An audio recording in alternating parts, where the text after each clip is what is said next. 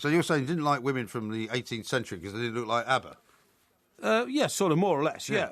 From the talk of the town to the whisper of the village. Count to number 4, please. Breaking global sports news and the answers to questions you never even thought to ask.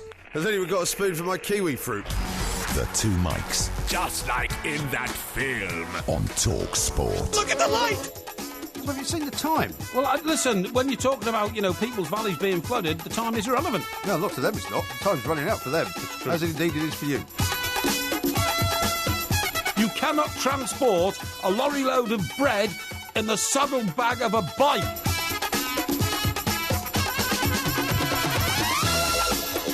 This is Talk Sport. We are the two mics. It's time to say a very good morning to Mr. Mike Porky Parry. Very good morning to you, Mr. Parry. Yeah, good morning, Mike. It was a vortex of terror down in Stockbroker Belt this afternoon. Certainly was. A downpour to beat all downpours, wasn't it? Literally a vortex of terror, and rain coming horizontally at my eyeballs like spears. What were you doing out and about in the middle of it? I got caught out. Yeah.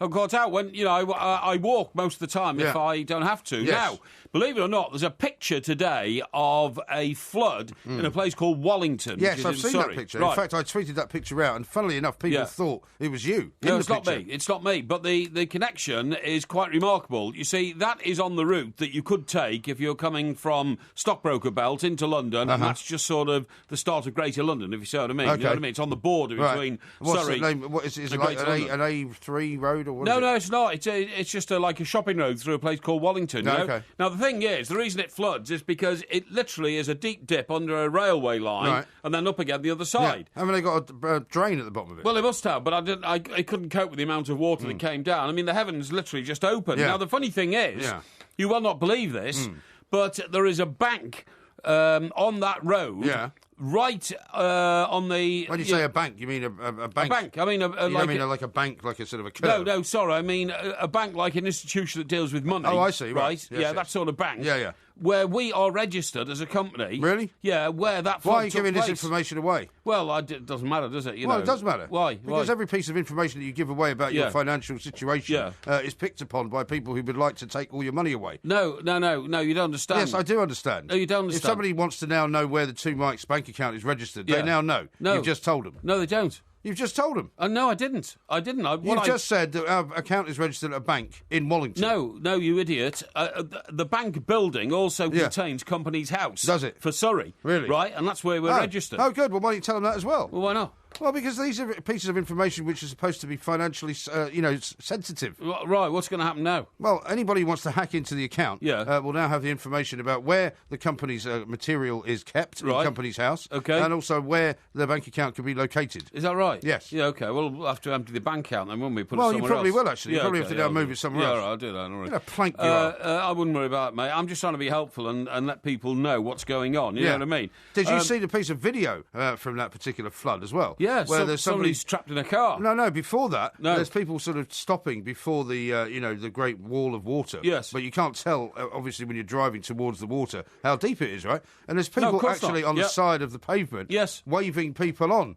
Going, go on. Yeah, go on through, you mate. go. It's only You'll be 3 all right. foot of water. On you go. And then this guy goes through in what looks like a Vauxhall Zafira, which is a bad enough car already because they burst into flames, those things. Disappears. And he just disappears under the water. And they're all cheering, laughing. Hey, what an idiot. Yeah. I mean, what sort of people would do that? I suppose that's quite amusing, well, really. It's not. It's the sort of thing I would not stand on the side of a road and wave people towards a water so deep that they would basically kill their car. Well, neither me. I don't think that's the sort of thing that you should be doing. I totally agree with you. Now, apart from your travels to Wallington... Excuse me. Sorry, I've got a very important question to ask you. I haven't told you that. I mean, rivers were where pavements used to be and roads used to be, OK? Burst in their banks. I'm telling you, where pavements used to be, there were ponds. Right. Where there used to be leafy lanes, there were lakes. That was all over Stockbroker Belt today. I mean, it was punishing. Right. And what's more, I got so wet. I don't understand how you got... Why don't you just go in somewhere? Why'd you keep walking in it? You couldn't go anywhere. Why not? I went into the dry cleaners. Why did you pop into the bank? No, I went into the dry cleaners. Did you get some shirts folded?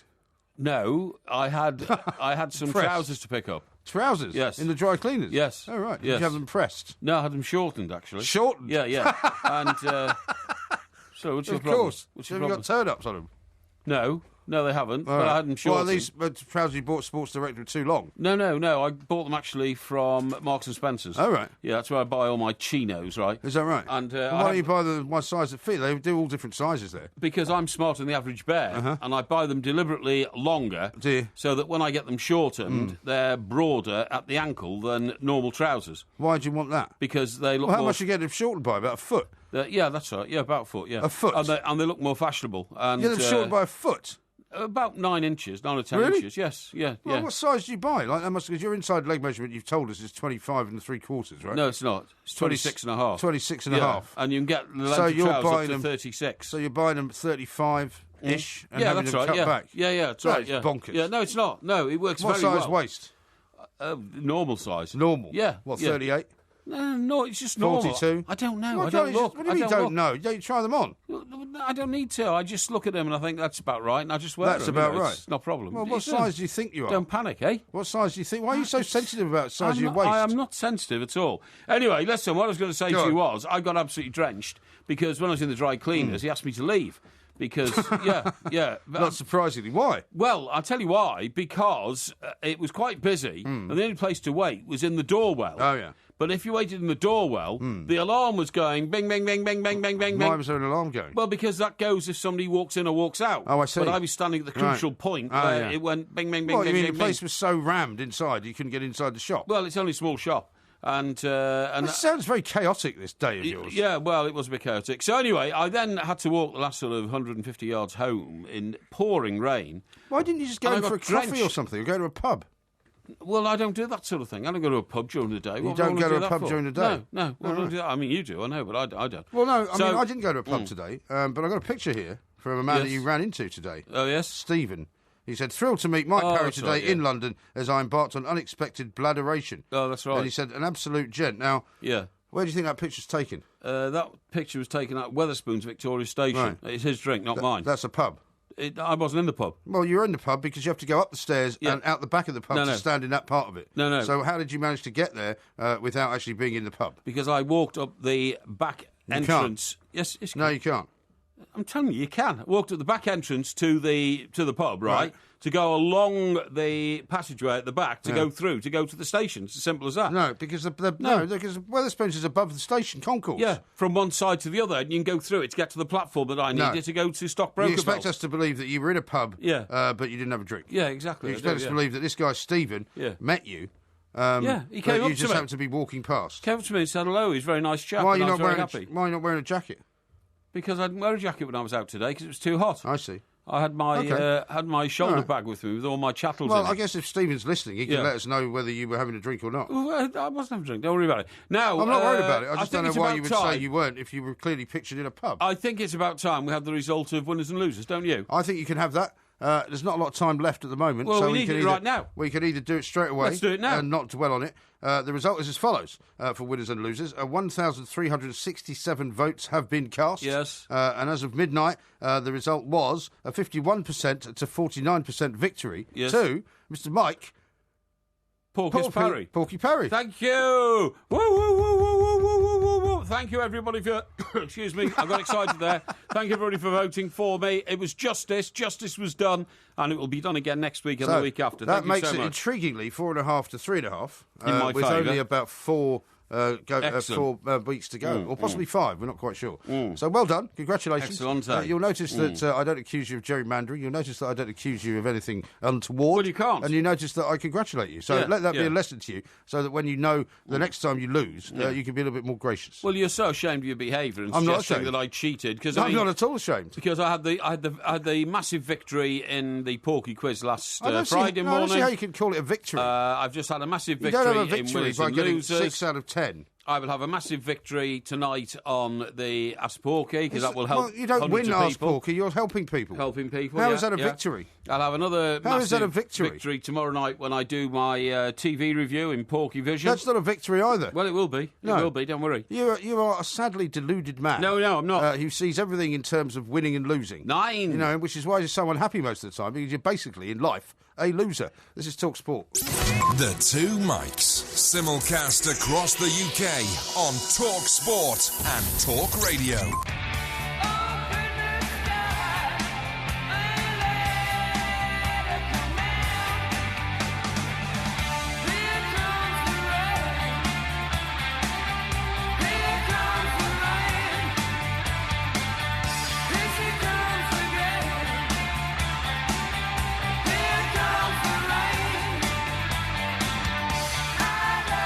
This is Talk Sport. We are the two Mikes. Coming up a little bit later on, it is Ask Porky, of course. Yeah. And we will be talking later on this hour to Dan Thomas, because there's a few football stories that are sort of milling around. We've reached that period, have we not, Mr. Parry, where there's a bit of sort of quiet before the storm. Sorry, who's Dan Thomas? Dan Thomas works for ESPN. Right, and he's going to bring us up to date with the latest news on Ronald Koeman. Because, for the last, 3 days now, we keep hearing, in the next 24 hours, Ronald Koeman will be announced as the new Everton boss. That's right.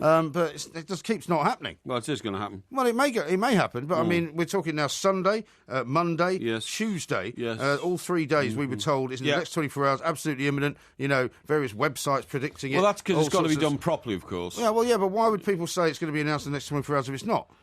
Because I think there's something going wrong. No, nothing's gone wrong. It's the contractual nitty-gritty of the detail. Is that right? That has to be sorted out, okay? Oh, I see, okay. So I wouldn't worry too much about it, So is it in the next 24 hours? Is it the next 48 hours? Next 72 hours? What? I think you'll find it's in the next 12. 12 hours? Well, you said to me on Sunday that it was going to be in the next 3 hours during our show. I think what's been done privately and what's been announced publicly may not coincide on this particular occasion. I see. Are they waiting for him to come back from holiday? Who? Koeman? No, not at all, no. Representatives and he have been in touch. What are you so grumpy about? No, I'm not grumpy about anything. Yeah, you are. No. You seem grumpy. No, I'm not at all. No, right. I don't know what you're talking about.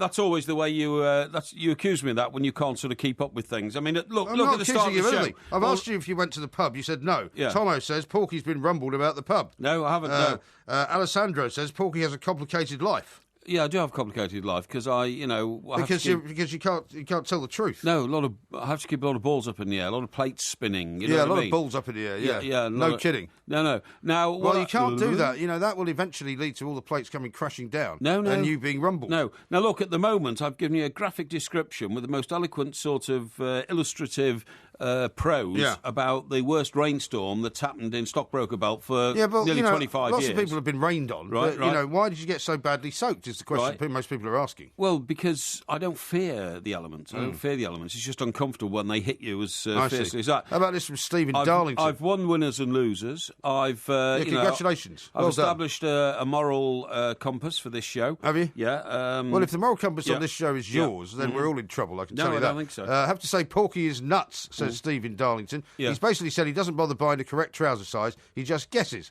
He then pays more pounds on alterations because he's bought the wrong size. No. Bonkers. No, I know what I'm doing, don't worry. Now then, we're talking to Sandra tonight, aren't we? Because in Australia there's lots of things happening there which I need to know about, okay? Yeah. Such as? Well, fires, floods. Women from Chester disappearing. Yeah, she was eaten by a shark. After being eaten by sharks. Other people disappearing when they get snatched and dragged away by, what are they? Crocodiles. Alligators? Crocodiles. Yeah. Crocodiles, same thing, I think. Yeah. Same thing. So, an awful lot to talk to Sandra about. Now, I'll tell you what else I want to talk to you about. Yeah, go on. It was touched on briefly in the last show by John McCurrick, who I saw at Epsom last Saturday. Oh, did you? Yes. How was he? I saw he and his lovely wife. Yes. He was in good shape. He was in good shape. And that is that my neighbour, Sorry? He used to be my neighbour. Used to be a neighbour, I know, yeah. He went to Harrow School. Yes, you say that a lot, yeah. And he became a bookmaker at the age of about 14. Yeah. I mean, not officially, but I mean, he started opening a book. He ran his own book. Yeah, that's right. Yeah, absolutely. Illegally. Yeah.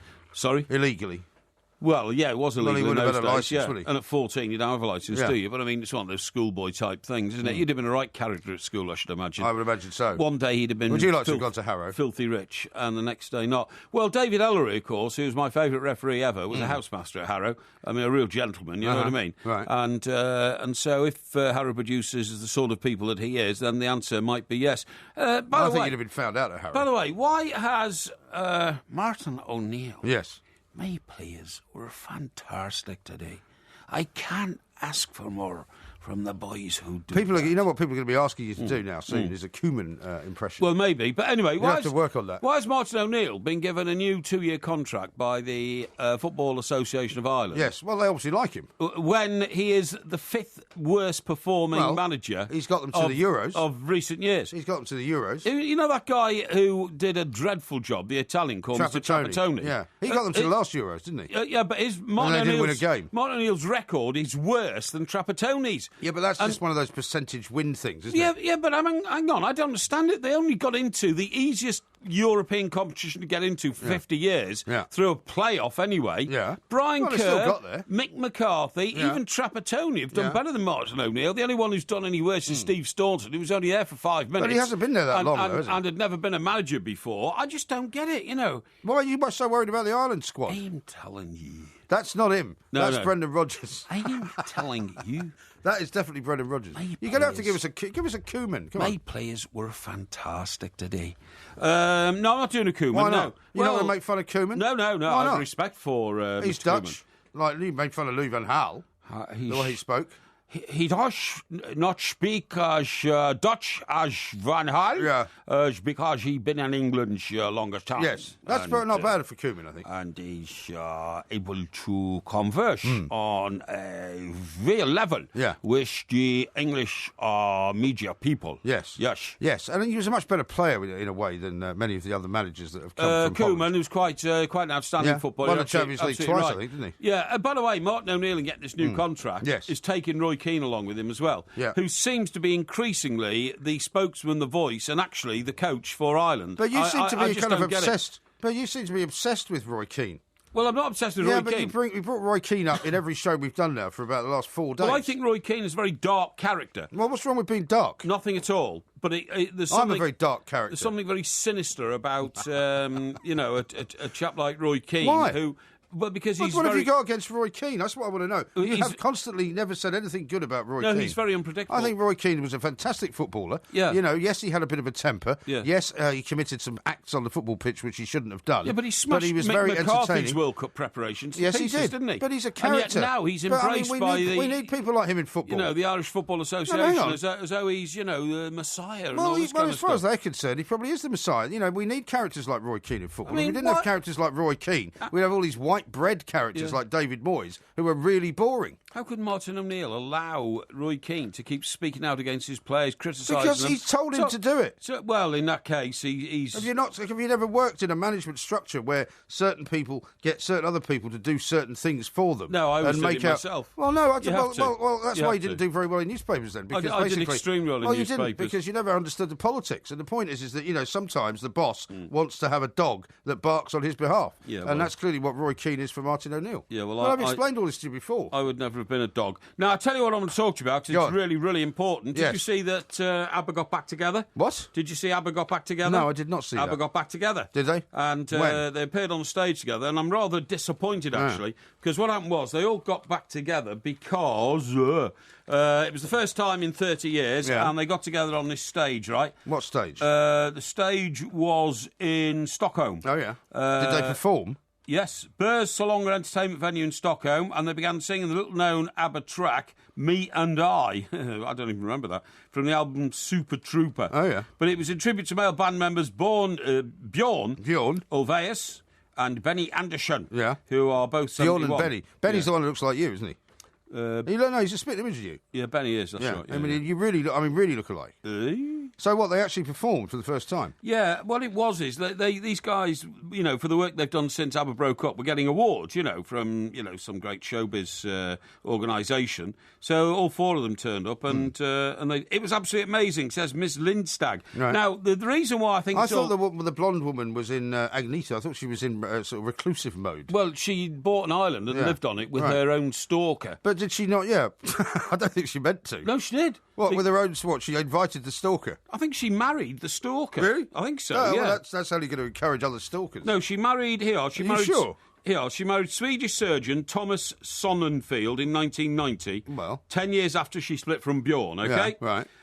But they divorced 3 years later. She then launched a solo career after ABBA's 1982 split, right? Yeah. But after years of living on a secluded island west of Stockholm, she released a comeback album, right? Which featured a duet with Gary Barlow, right? But at one stage, she actually started up a relationship with a bloke who had been stalking her for years. Really? She eventually gave in and said, "Oh, well, I suppose we might as well be friends or something." Really? Yeah. That's a terrible message to send out to stalkers. Well, isn't it? But I tell you what, the most interesting thing is, the other girl in ABBA, the dark-haired one. The dark-haired girl. Yeah, what's her name? Anna Fried. Anna Fried. Yeah, she did quite quite well, actually. I shouldn't really laugh. But she was married to Benny, right? Yeah. And they divorced in 1980. Yeah. And then she wed a guy called Prince Heinrich Rutzo-Royce of Plauen. Of Plauen? Of Plauen, yeah. I know it well. Right. Plowden's lunch. Yeah, but she was quite lucky because he died shortly afterwards, right? And left her 76 million quid. I mean, that was quite fortuitous. Very rich prince, then. Yeah, so truly she met her prince. She did, yeah. So she hasn't had to marry anybody now, then. Well, she hasn't got to marry anybody. So Bjorn and Benny are both worth 100 million each because they've written so many fantastic songs and they collaborated in Chess. Yes. You know, the music thing. And they hold the rights to Mamma Mia, all the music in that. So they're worth 100 million each. Right. Poor old Agnetha, right? Poor old Agnetha. So she's the poor one of the four. She's only worth 4 million quid. Well, I'm sure you don't spend much on a private island. You know, she didn't have a sugar daddy second husband like her friend Annie Fred. She doesn't have any royalties for songs because she hasn't written any and all that kind of stuff. And so, you know, in Abba terms, she's a peasant. She is indeed. Yeah. Oh, well, maybe you should go cheer her up. Yeah, well, you know, she doesn't look like she used to be honest. Now, Ken in Denton has texted on 81089. He says, "Hi guys, the average bear has an IQ of 20. What? The average bear has an IQ of 20. Oh, yeah, but I'm smarter than the average bear, mate, so don't worry about that. It goes up to 25. Lord Rallo says, I'm over here in the States and I'm happy to report the US are up on Costa Rica by 1-0. That, of course, is the Copa America. Oh, is it? Centenario. Oh, I thought it might have been a basketball game you're going to bore me to death with. No, it's a football game. Right, well, I'll tell you why it's important, because Jurgen Klinsmann, if he doesn't do well in this particular competition, may end up getting fired and may then end up coming back to the Premier League. Yeah, so it's of some relevance. Yes. Now, coming up, I want to talk to you about Eva Carnera. I want to talk to you as well about Mike Ashley. You know, I don't care about Abba's reunion. I thought Ashley was brilliant. Very, very many important things to say. No MP ever did anything for me, but Mike Ashley halved the price of my trainers. That's what I say. Right. So he's up in front of a bunch of MPs today. Do you buy those too big so you can wear 4 pairs of socks as well? No, don't be silly. MPs, Don't be silly. You just told me you bought trousers that are a foot too long for you. MPs, we know from public revelation, have amongst them... Public revelation? Yeah, have amongst them cheats, liars, thieves, rogues, villains, and adulterers. Yeah. Including one guy, the latest adulterer, who turned out to be a former pastor, didn't he? That's right. Who had to go back and apologise to his wife. With the 26-year-old doxy. For Rogerisation activities with a blonde 26-year-old researcher. You know, quote, researcher, you know what I mean? What pastoral research were you up to, mate? This is Talk Sport. Money, money, money, must be funny in the rich man's world. Money, money, money, always sunny in the rich man's world.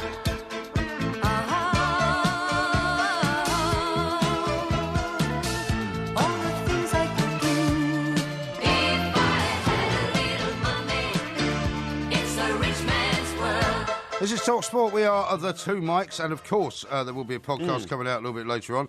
David says, MG, Porky is indeed a more rotund clone of Benny. Is that a sign that Porky's won the quiz? The winner takes it all. Winner takes it all. I like it. Red like Les says, if it wasn't for Roy Keane, the Irish training methods wouldn't have changed. And Will says, Benny will be Porky's idol. He looks like his twin, and he's worth 100 million quid. Yeah, well, I'd like the 100 million quid bit. Don't worry about that. Here's one from... I think everybody should be worth that much. Jamie in Kirkham in Lancashire. Funny that, Porky's just given his height away. I'm 5'11" with a 34-inch inside leg. Yes. If Porky cuts 9 inches off his trousers, that makes him about 5'2". No. I'm 5 He is taller than 5'2". Yeah, I'm 5'8" and I'm 3/4. somewhere between 5'2" and 5'8" and 3/4. That's right. Graham yeah. in Bath says, what's Porky rambling on about? Martin O'Neill has done well with Ireland, and Ranieri was sacked by Greece after losing twice to the Faroe Islands. One-eyed Porky. So what does that mean? I suppose that's the point.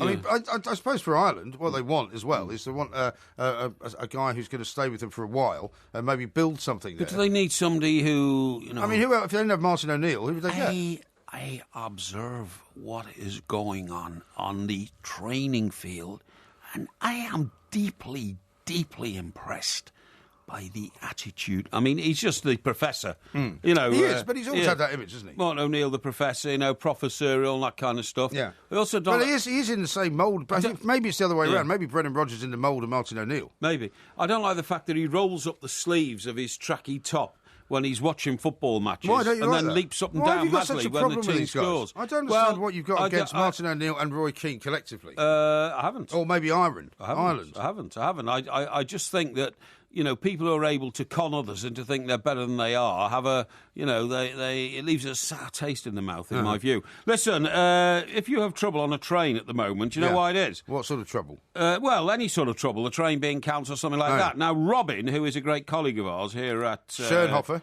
Ms. Schönhofer here at TalkSport. Yes. Across she has the misfortune of using southeast and southern railways to come into work. Yeah, now and she, she assiduously keeps an eye on them because That's a good word. Yes, but she believes that if she's paying for a service, that service should be delivered, and quite rightly so. I don't think there's anything wrong with that. No, I don't think there's anything wrong. But anyway, what I'm saying is the reason it gets difficult is this: conductors on southern rail trains are pulling 1,200 sickies a month. Yeah. A month. Yeah. Causing misery for thousands of commuters. On average, 83 trains a day are being cancelled. That's 83 a day due to sickness. I know. This compares with less than 5 a day before the conductors held the first of several strikes on April the 25th. It's unbelievable. April 26th, that is, over their onboard duties. Yeah. Well, yesterday, they had to run a bus service between Tunbridge and Tunbridge Wells. Yesterday, Monday or Sunday? Yesterday, Tuesday. Yesterday, Tuesday, sorry, right. They declared that there was no train service, which is the Hastings line. Yes. Loads of people have season tickets from Tunbridge Wells and Tunbridge, two very, very busy commuter areas, right? They had to get on buses, and then the roads were broken, were screwed up as well. Yeah, sure. So people just couldn't get to work. Yeah. And they just like, well, we're terribly sorry, the engineering works were overrun. Yeah. But more often than not, there's no train because the guy doesn't turn up. Quite often. Or because they've decided they haven't got the staff or something like that. Quite often on the station, I'll be, and they'll say, and the thing will flash up, delayed, right? And then after about 10 minutes or 15 minutes, you're thinking, I wish they would really... And then you get we regret to announce that the, maybe the 1621 to Isn't Epsom, Surrey or Horsham or somewhere down my way in Stockbroker Belt, is not running due to staff shortage. Right. Now, listen, I don't believe it. Apparently, there are 6 million immigrants in this country who have arrived in the last 4 or 5 years, according to reports I read. Right. We have an unemployment rate of about 3 million people, OK? How can you not have enough staff to run the trains? There are loads of people around who can be taught how to drive trains. I wouldn't mind being able to drive a train. Really? In fact, I had a lady train driver. Maybe you should. You had a lady train driver. A blonde-haired lady train driver. What, glamorous? Very glamorous, very glamorous. Yeah, that must have pleased you. I was working in town this morning. Yeah, I saw that. I saw the picture from Wetherspoons. Oh, yeah, I was just passing through there. Don't worry about that. With Monsieur Bourville. Oh, yeah. And on my way home, I ventured through Victoria Station, as you can see. Yes. And I walked to the front of the train, because I always like to be right at the front of the train. Why? It keeps you away from everybody else. No, but if there's a crash, you'll be the first one killed. Well, I don't mind that, but I'd rather that than... You don't mind being killed, what? As long as you don't have to mix with the great unwashed. I don't understand idle people who get onto a platform and then just get onto the first carriage. I mean, if you'd like, a more leisurely seat with less people, go right to the top of the train. But also, isn't there a problem sometimes if you get on the wrong train? Because at Victoria Station and some other stations, they have 2 trains, don't they, sitting there? And if you get on the one at the back, and then the train goes and you don't go anywhere. That is more likely to happen from Waterloo if you're going to the coast, because, of course, sometimes I take the train down to Portsmouth Harbour, but if you get on the wrong bit of the train, you end up in Chichester or somewhere like that, you know what I mean? Right. That does happen. But it's not easy. But what I'm saying is, I always go right to the front, and some of these trains now, by the way, are 10 carriages long. They're very long. And well, also, that's one of the problems on most lines, though, where they have complaints all the time. The trains are too short. That they're running 4 carriages instead of 8. Well, they should. You're absolutely right. Now, the point is, that means that some little stations on the way down to Surrey, their platform's not long enough. Yes. So they say to you, do not get into the first 7 carriages, because this train, is so long, you can't get out of it at the back if you go into some of these stations. Yeah. Now, the point is... What's it like with the station you get off? Do you have to be in the first carriage or something? No. Epsom's like massive, you know what I mean? Yeah, it's huge junction, you know what I mean? So anyway, and they've built thousands of apartments around the station, by the way. Have they? Oh, I mean, like, are you going to buy some of them? Well, I've looked at a few, and I can't say too much. No. You've got some room in your portfolio for more property. Well, I don't want to say too much about that. So anyway, so shocking. So what happens is, I go right at the front of the train, but it's only 5. 5 what? Carriages. Oh, okay. Right. Well, so that wasn't much of a walk then. Well, it wasn't that long, no. So anyway... So at what point did you realise you had a female driver? This is what happened. So as I'm about to get on, all of a sudden, lady said, "Oh, excuse me, could you hang on for a minute?" And I said, "What?" and this very sort of glamorous blonde woman was Yeah. standing there, but she had like a bag over her shoulder. What sort of age was she? 40, early 40s? Early 40s. 43, 44, something like that, yeah. Wearing a uniform? Well, that was the thing, see. She had a pair of trousers on and rather a nice blouse. Okay. And not a jacket blouse. because it was a very hot day. Yes. So it wasn't really immediately apparent to me who she was. Okay. So I said, yeah, I'm sorry, what's the problem? She said, well, we might be bringing another 5 carriages in to put on the front here. We haven't decided. And in fairness, there was 10 minutes to go. Yeah. I was going to get You on were the 10 train. minutes early? Yes, I was, yeah. You're getting on the train 10 minutes early. Yeah, I like to bag a table so nobody else can have it. You know what I mean? Unbelievable. You're only going and- 10 minutes down the road. No. I'll just spread out my journals and things so I can read them. So anyway, so I said... Did you have any wine with you? No, I did not. No, I haven't had anything to drink today. I don't do that on working You've been in days. Weatherspoons. There's a picture of you. I walked through Wetherspoons to get to the front of the why station. why would you? It's not even a problem if you want to have a drink. No, I mean, I had a glass of wine with my lunch today. Oh, did you? Yeah. How many? I had 1.5 glasses of wine. It was what was left in the bottle. Yeah. Anyway, so... Why can't you admit you had a pint of Wetherspoons? So anyway, I said to this lady, I said, you know, had an eye to the sort of opportunity, you know. What opportunity? Well, you know what I mean. And What, I... the horizontal No, refreshment? come on, don't be, this is a family Well, show, what, don't be what crude about it. opportunity are you talking about? Well, you know, maybe, you know, genial conversation Oh, yeah. on the journey down to Stockbroker Well, Belt. no, she's the driver. Well, I didn't know that then, did I, you Okay. idiot? So Right. I said, are you going on this train? Yeah, seriously. What, so she says to you, Yeah. we might be Yeah. bringing 5 more carriages. Yeah, well, I wonder and how at that she knew point that. you didn't know that she was an employee of the railway company. I thought she might have been a train spotter or What a something. plank. Honestly, and I said, "Oh right, okay." I said, "Are you going on this train?" No wonder you'd have been married. Yeah, and she said, "Well, I hope so. I'm the driver." I said, "Oh right, okay, yeah, that's good." I said, "That's good." And Did you not say something like, "Oh, they let women drive trains, do they?" Of course I didn't, you idiot. You know. I said, "Oh, that's great. Right, okay." And anyway, blunders. Anyway, we didn't get another 5 carriages, and So how did this all end then? Did you exchange phone numbers? no, of course not. Why not? Well, because once I found out she was the driver, she Yeah. had a professional responsibility. Well, she's got a more not important to- job than you, so obviously you couldn't go out with her because she'd make you feel inferior. Not to consort with the passengers. You know what I mean? Well, she was consorting with you. No, she wasn't. She obviously took one look at you and thought, now, look at this guy. He looks a bit of a mug, and he looks as if he's well-dressed and well... and actually, I'll take that back. He's not well-dressed, but he's got some money. No. And he's got a nice bottle of wine there and some sandwiches. I haven't got Maybe anything. I'll come and join him and put it on automatic pilot. Don't be ridiculous. Honestly, that is a really, really stupid explanation of what went on. He's got those, anyway, she those drove. long trousers coming out of the Marks and Spencer's bag. She drove the train very well. Did And, she? yeah. How do you constitute driving a train well? Well, you know, there was no, like, bumps. You know, sometimes a driver seems to drop the clutch in very suddenly, and you go, boof, you know. And She didn't hit the buffers. didn't hit the buffers or Didn't anything like crash. that. No, didn't Great crash. success. Oh, yes. Well done. Oh, yes. This is Talk Sport. Spoken like a true man. The Two Mikes. Simulcast across the UK on Talk Sport and Talk Radio. Crazy, but that's how it goes. Millions of people living as hoes. Yeah, but maybe it's not too late.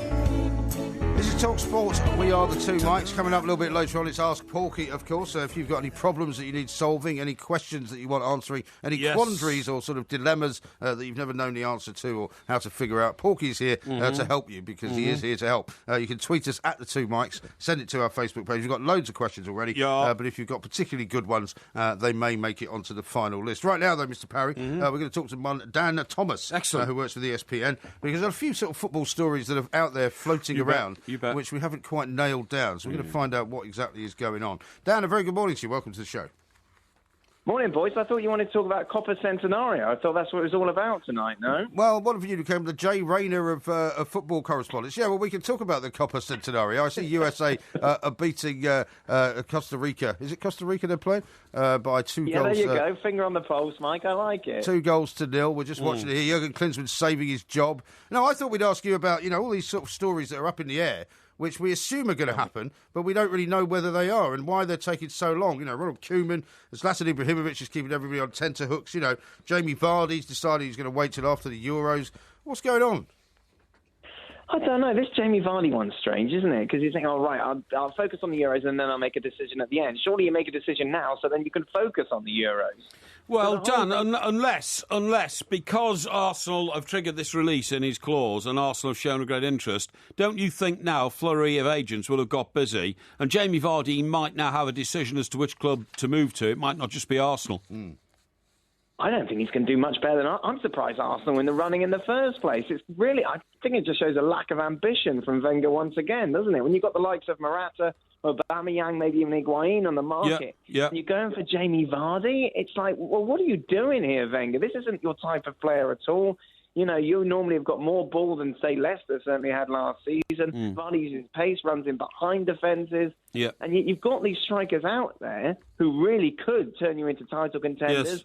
And you've decided to trigger Jamie Vardy's release clause? What's that all about? I totally agree with you. I mean, he's not exactly a tippy-tappy player, is he? He's a player who runs on balls that the midfield put through for him or swing over from behind the defenders. It's a very strange mixture, isn't it? Jamie Vardy and Arsene Wenger's philosophy. You know, does he make Arsenal better? Are the odds going to shorten because you signed Jamie Vardy? I don't think so. Well, maybe it makes Leicester worse. Maybe that's the point. What, say again? I said maybe it just makes Leicester worse, and maybe that's the point. Oh, we just pick up. Well, if that's the way we're playing it, my crikey, that's a new tactic that I don't think we've ever seen. Is. Well, I mean, that's what the Daily Mail used to do years ago. When they found that another paper had a decent reporter, they just hire them and then just keep them working away in an office. And if they never actually got anything in the paper, it didn't matter. They'd take a guy away from a paper that might get better stories than them. It's slightly different in football, Mike. But, Why? Well, of course it is. Why is it? We don't go around buying players just to stop them playing for other teams. Well, why do you think Chelsea keep all these young players and then loan them out to other teams that don't and never actually get anywhere in the Premier League? You don't think this happens? It's because Chelsea hope one of those young players will develop into the next Paul Gascoigne or whatever. Well, they never have yet, though, have they? Well, they're still waiting for that to happen, obviously. Right. What do you reckon, Dan? I think it's embarrassing the amount of players that Chelsea have out on loan, and the whole loan system, to be honest, is mind-boggling, really, totally when you agree. take a look. It just seems to be you scratch my back, I'll scratch yours. I totally Surely agree. there seems some sort of precedent put in place that this is the team you're going, and that's it. It's done and dusted. It's all very weird. So is your sense that Vardy won't actually leave Leicester then? Well, I think he will, won't he? Because I don't quite see where else he'll go. You know, he's got to cash in his chips now. He's not going to have the same season next year than he did this. Exactly. Now's the time to make a move if you want to. He's coming to that age where basically he's got one move left. Yeah. And to Arsenal for 20 million, he can demand a big wage. Career-wise, I don't think it's a particular improvement for him because I think he's not going to play as much, obviously, at Arsenal as he did at Leicester. And probably not win anything. And also, the very interesting thing, Dan, is that because he has signalled that he is prepared to go, that means that the floodgates are now open for all the other Leicester players. And we've seen interest expressed in them from both home and overseas. So I think it will happen. Yeah.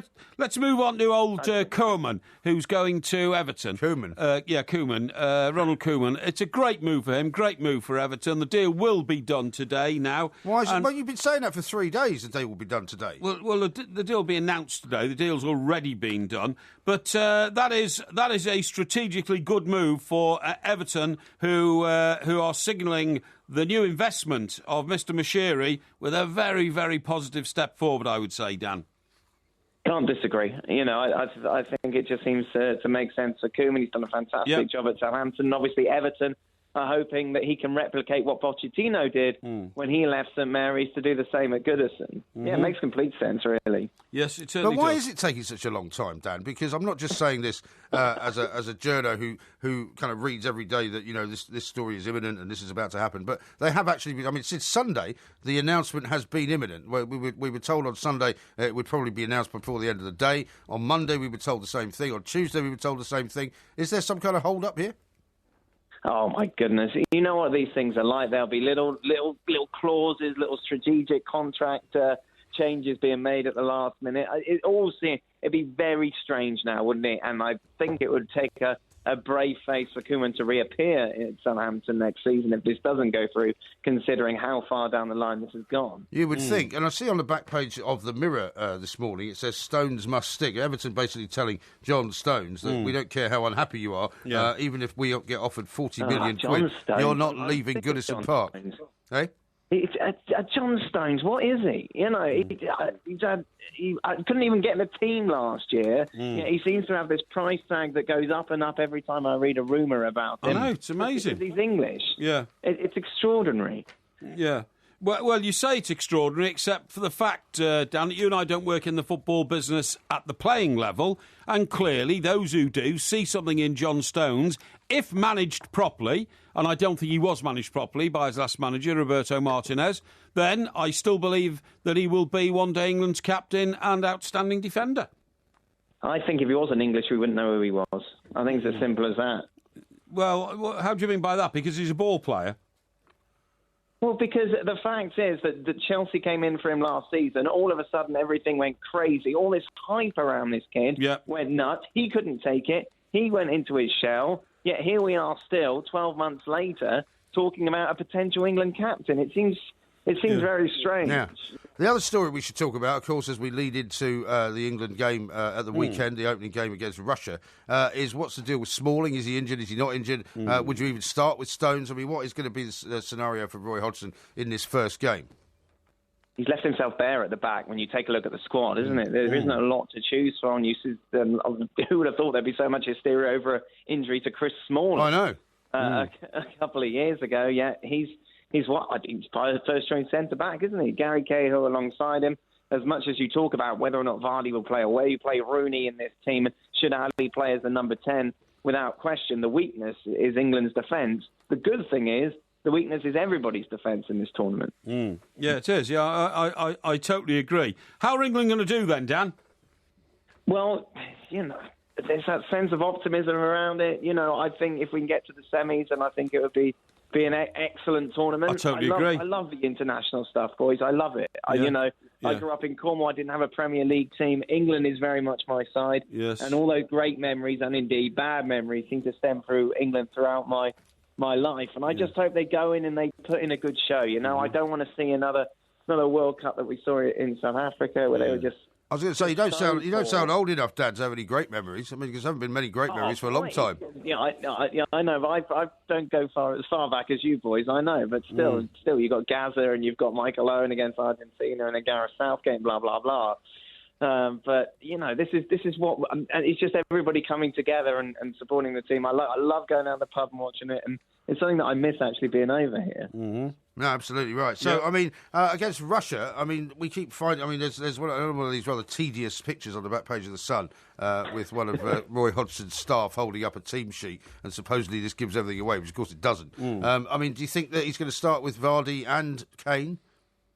I don't think so. You'd imagine Vardy's going to be coming off the bench. There seems to be this kind of way of trying to crowbar Rooney into the team, and you don't mind that as long as he just doesn't get in the way. You kind of want Dele Alli, I think, considering how well he worked with Kane during the season at Spurs, to kind of play in that hole to be able to feed off him. And look, I just hope that Hodgson kind of gives everyone a chance and isn't just so obsessed about everything being around Rooney. Yeah. I'm sure it's a discussion you have every night. Yeah, we do seem to have that discussion every night, and we don't seem to change anything at all. Dan, listen, thank you very much. Dan, thank you very much indeed, mate, for that insight. ESPN.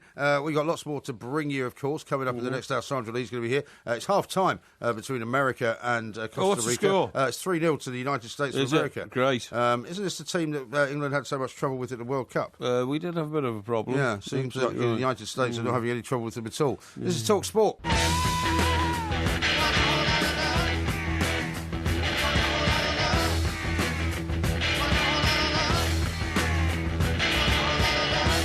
This is Talk Sport. We are the two mics. There will be a podcast coming out a little bit later on. Ask Porky as well. Steve says, top tip, when shopping for trousers, don't try them on. Hold them around your neck with the button done up. If the ends meet, they fit. If they overlap, they're too big. If they don't meet, they're too small. Saves time, as long as you know the length you need to try it. Oh, really? Yeah. Yeah. Nick Spence says, Mike Parry's female train driver chat-up line, do you go all the way? No.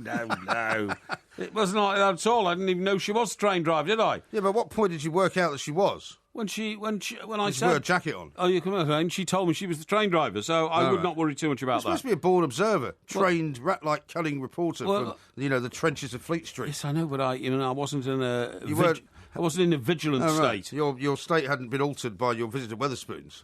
No, because nothing happened in Wetherspoons that would have affected my composure one way or the other. Oh, okay. Simple as that. Graham in Bath says, MG Yeah. is spot on again about teams buying players to keep others from signing them. Rangers and Celtic have been doing this for a long time. They signed a promising player from an inferior team to keep the status quo at the top of the league. Barcelona and Real Madrid do it too. I think that's right.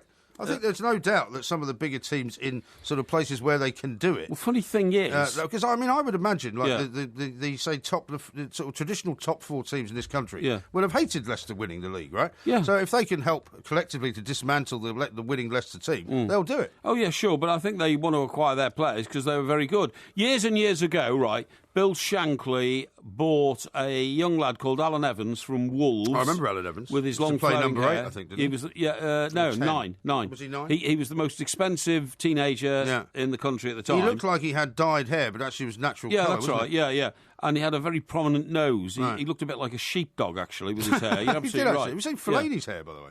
Yeah, it's gone blonde, yeah. But anyway, he bought Alan Evans, and he didn't play him for a year. Right. And when asked, well, what was the point of buying him, he said to keep him out of the clutches of any other club, Well, there because you he's are. very good. So you just told me I was talking rubbish when I suggested that earlier. I didn't think it was a policy that was employed these days, but it was certainly employed in the past. Well, I think it still is, because I think if you could do it, you do it. Alan Evans went on to have what I would describe as an average career. Yes, he played in a very good Liverpool team, though, didn't he? I'm not sure he did, actually. Did he not play at the same time as Brian Hall and Steve Highway and all those guys? I think he did. And Chris Lawler. I think he won the... He was part of that team, I'm sure. Did he win Shankly's third title, which I think was 73? I couldn't swear to that, but I know that just because I sort of remember that team, because we used to go watch them quite a lot. I'm pretty sure he was in the same team as Steve Highway and Brian Hall. and all That sounds about right. Yeah. Sounds about the right that time was to the go. period where my sister was a mad Liverpool fan. Yes, exactly. And we used to, travel up on the old the Bone Rattler up to Anfield every Stand on the spy and cop. That's right. Absolutely, yeah. Exactly right. Now, we haven't really talked about Name quite of a that, few others. comes from South Africa. Yes, I know that. Spy and cop. Yeah. It's a big hill. For the Boer War, wasn't it? Yeah, that's right, yeah. Yeah. There's lots of places called the Cop, of course, aren't there? No. Yeah, I mean, lots of places have a place where the fans stood, which they called the Cop. No. Yeah, they do. No. It's not just Liverpool. Rubbish. Are you saying there isn't another Cop? Very few. Very few. Very, very Well, I'm few. saying quite a few of them have them. No, so they just called it the cop after the spying cop, really. I mean, there was only... If you ask any fan anywhere in the world, where's the cop? They'd say Anfield. Yeah.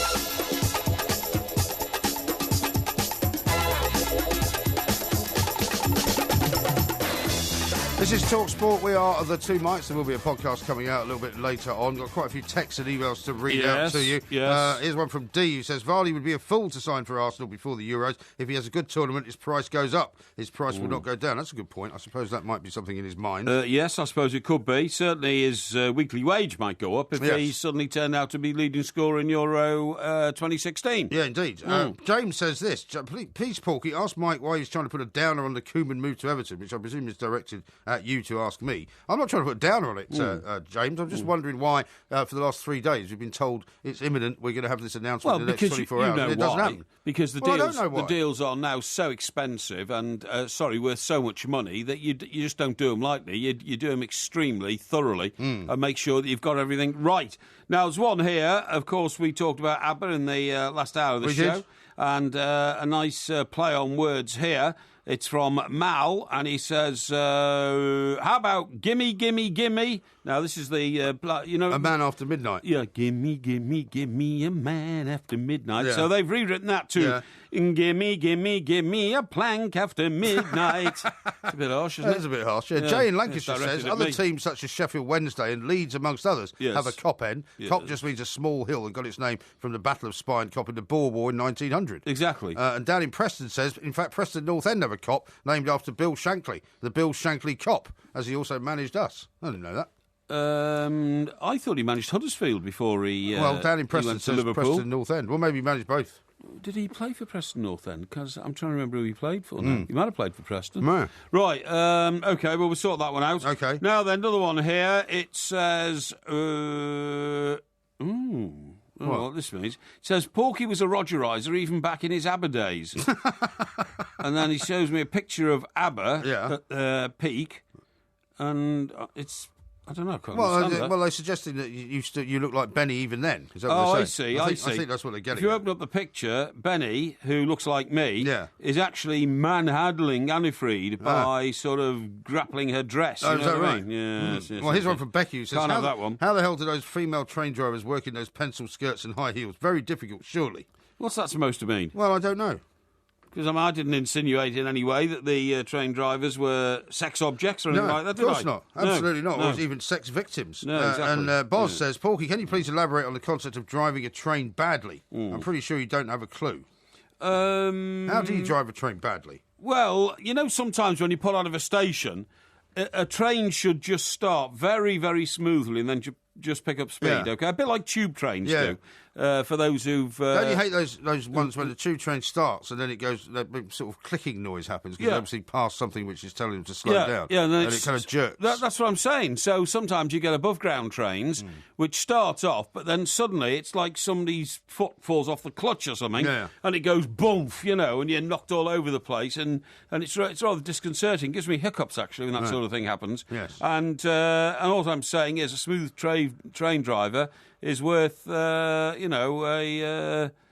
worth... What is it worth? A part in making your day better. Really? Yeah. Would you like to explain this tweet that you've just sent out 5 minutes ago? Yes. From Mike Parry. Thank you to all who voted for me in Winners and Losers to put the fat fool old MG in his place. Yes. What do you think? It's the Oscars or something? No. You've won one competition, No. which is weekly. Yeah. You're ahead by 1 point. Yeah, but you by see... 4.5 to 3.5, having lost the previous 3 entire competitions. Yes, but you see, unlike you, I do not take our millions of listeners for granted. Right. I actually like to... Thank you. Yes, You're like that right. woman that used to come out at the end of Morecambe and Wise. Yeah, that's right. Yeah. I hope you'll love the show. Yeah, well, I like plank. to recognise with our listeners. I like to know that I'm thinking of them. I like to know that I'm grateful and appreciative of their desire to see me win over yourself because you're a gerrymanderer, and everybody knows that. Yeah, everybody knows that. What about people who didn't vote for you? Why don't you thank everyone who voted in the competition? No, I believe in a free world, free speech, democracy. I believe in all of that. Really? Now then, I want to tell you about... Hang on, I've got some more information for you on the COP. Oh, OK. Because Ellen Road has a COP, says Johnny, but also Borussia Dortmund do too. And they sing You'll Never Walk Alone. Yeah, OK, well, that's so very it looks like interesting. your idea of nobody else having a COP is a complete utter fallacy. funny thing is, Chester's old ground, Sealand Road, where I cut my teeth... They had a COP as well, didn't they? Yeah, exactly. Where I cut my teeth as a football spectator. Yeah. You cut your teeth as a football spectator? Well, yeah. You don't need to cut your teeth as a football spectator. Yeah. You just go and watch the game. No, the first time I ever went to a football match on my own was when I was about 7. I went on my bike to Chester to Sealand Road, hid my bike around the back so nobody would nick it, you know. And Does it have a padlock for it? No, I didn't have a padlock in Hey, those have you days. seen, by the way, I thought of you today because of all that talk we had yesterday of the shirt pressing machine. Yes. They're selling these things now on TV. An electric bike. I don't know if you've seen the advert. Electric what? Electric bike. No, I like them. I've seen them. Have you seen that? And the advert shows this woman and man going up hill, down dale in this forest, don't they? And it looks fantastic. Well, no, the one I saw was her just going through a city. No, I've seen one in the country. But as soon as you pedal it, it sets up a dynamo and that kind of charges the electric motor. Yeah, that's right. But going up hills in particular is very easy. So that would be good. But they've also got a cordless lawnmower as well. Cordless I know you haven't lawnmower? got any grass, but I mean I have. So instead of having you don't cut your own grass though, do you? No, I've got a gardener to do that. Well, No. The deal of your house, your rental agreement means somebody comes round and does it. No, it doesn't. I mean, you've already had this conversation. Yeah. I pay somebody to mow the lawn. You pay some. Yeah, of course, because it's Do not. they ever sit on lawnmower? He does now, Which because, he brings off the back of a lorry. He does, yeah. Last year Okay. he just did it by hand. Oh, He was that's too not good knackered enough. doing that. Now that but bike- now what I'm saying is we have got a lawnmower just in case you need to do a little sort of tidying up by yourself. Sure. But it's an electric one, so it's got a long lead. Yeah, I understand this. Whereas the guys that make the bike also make a lawnmower which has got a chargeable kind of little cell which you plug into the lawnmower, and it has no cord. Hey, I tell you what I but it's saw. run by electricity. Talking about electricity things, you know what I saw? You know what I saw yesterday? I don't know, what did you see? Just round the corner from here. You know where that bakery is at the bottom of Rupel Street? Conditori and something or other. It's a lovely bakery. It is, yeah, It always very nice. smells beautiful. Yeah. Smells of cakes and bread all the time. Yeah. For people who are trying to geographise our conversation, we are very close to Waterloo Station in London. Yeah. Now, the other day, I came round there. think it was whatever day it was. It could have been Sunday. And I'm walking up the street, and I can't understand why there's a big car, a big 4x4, parked with a lead that leads out of the car into a bollard. Right. Well, those are the charging stations. It's a charging station for an electric car. There's one on the cut as well. It's a charging station for an electric car. I've been telling you this for I couldn't ages. believe it. There's loads of them around now. Well, how do you pay for it? Well, you pay for it on a credit card. Well, I think you could either swipe your credit card, or it's a bit like the biking thing, the Boris bikes, where you have an account online. Unbelievable. And you just top it up. Unbelievable. Why is it unbelievable? Well, you go and plug your car in. Yeah. You can't be very efficient. But this is what I've told you about, that nowadays what you see, because in the old days you used to just see like Gee Whiz and electric cars that you could tell were electric cars. Now there's an awful lot of things. You see an Audi there, you see a Lexus, these kind of hybrid cars. And they make no noise and they're uncanny. Yeah, well, they make no noise and that can be sometimes Don't like them. Disconcerting. That bike, by the way, because I'm thinking of getting one, it costs over $4,000. No, it doesn't. It does. No. It does. I I've think looked it's about at it. 600 quid, No, isn't it? no, they're $4,000. They are $4,000. I don't know. And that's put me off buying one because I got my last bike, which cost $400, nicked, and I know this one will be nicked because there's a lot of fiendish and evil bike thieves around. I've seen you, and I'll do you. This is Talk Sport. The Two Mikes. Simulcast across... Nero, have we? Because she was on the front pages of a lot of papers yesterday, but there was a massive sort of surprise for everybody earlier on this afternoon when suddenly Jose Mourinho turned up down at the Croydon tribunal spot, and all the journos apparently were herded into a room for an hour and a half while some severe negotiations were going on. Yeah. And it now appears that she's got a settlement of some kind, which some newspapers are suggesting is £5 million. Well, we don't actually know, but I would say that the closest indication to what's going on appears on the front of the Sun, which says, with a picture of her and Jose Mourinho, Eva's £5 million hush money. Yeah. I would say that's the nearest. Yeah, well, that seems pretty straightforward, that, doesn't it? I mean, we found out yesterday that she turned down 1.2 million of a settlement. So she must have a hell of a story to tell. Yeah, I think she's got a very good lawyer. I don't think there's any doubt about that. Yeah. Because apparently one of the things that you were saying to me earlier was that he was saying, or she was asking for, not only compensation for being fired, but basically money to cover whatever she would have made for her lifetime working as the physio at Chelsea. Well, she's 42 now. Yeah. 18 years at her salary, which was £286,000 a year. It's a lot of money. Actually, that's up to about £5 million. Yeah, I know it does, but I mean, would you really seriously expect somebody to continue to be the physio at a Premier League team up until the age of 60? No, I wouldn't have thought I so. wouldn't either. I mean, it's nothing to do with whether she's a woman or a man. No, it's not, but I mean, running on the pitch at 55 years of age and all that kind of stuff. They wouldn't have a man working at that kind of age. No, they wouldn't, no. But, I mean, a very bizarre sort of turn of events, really, because no apology from Mourinho, which a lot of people have made a big thing of. Yes. A very sort of fulsome apology from Chelsea. But the Chelsea apology includes a reference to Mourinho being sorry. Well, not really. It does. Where do you find that? Oh, yeah, it does. It does. Well, I'd like to see that, because, I mean, hang on. a lot of the papers that I'm looking at... Jose wishes her a successful career. Yeah, he does. Yeah. He doesn't actually say sorry to her, though. That's my point. He doesn't go back on the words which were either, female or male, depending on which Portuguese Jose dialect Mourinho you also use. thanks Dr. Canario for the excellent and dedicated support. Yes, you're absolutely right. I must make that absolutely clear. Chelsea have apologised. Have apologised, regrets the circumstances led to leaving the club, and apologised unreservedly to her and her family for the... excuse me, the old air conditioner, clause. Club said, in running onto the pitch, Dr. Nero was following this, so they've backed her completely. Yeah. They've apologised fulsomely, make it absolutely clear there is nothing in writing which in any way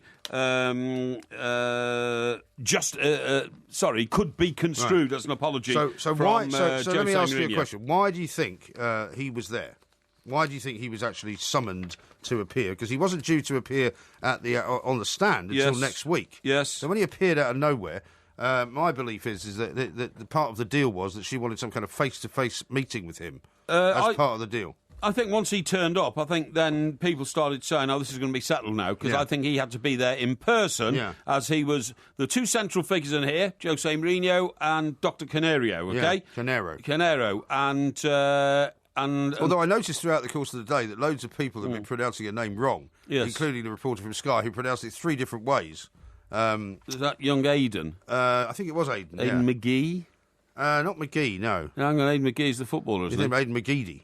No, it's Aidan McGee. Aidan McGee was the reporter. Oh, was it? He's a mate of mine. He's a lad. He worked on the News of the World. And yes, no, he's not Irish actually. I mean, he might be of Irish stock. But Yeah. he worked on the News of the World, a sports reporter, until that went. Obviously, okay. they closed that down. Right. He then, I gave him a few opportunities in broadcasting. Okay. And he's now So he's with got you Sky. to thank for his burgeoning Yes. career, then. Yes, indeed, yes. Well, he must have come from your stable of journos because he pronounced the name 3 different ways. Well, nobody quite knows how to pronounce It's it, to be Canero. honest. Well, you say that, but I mean, It's E-I-R-O. have you ever heard her say, "My name is Dr. Canero"? I've heard it being described in Portuguese, right, as Canero. Well, we speak in English in this country, not Portuguese. But anyway, there we that's go. her name. Anyway, I just think it's kind of an interesting scenario. Yeah, and we'll never probably now find out why it ever got this kind of ridiculous, because she was being offered all sorts of money to never take it this far, and suddenly she's now, having said she wants a day in court, she's not going to get a day in court. No, and for that amount of money, there'll be massive hush clauses inserted into the settlement. Yes. Now, by the way, did you know that Comrade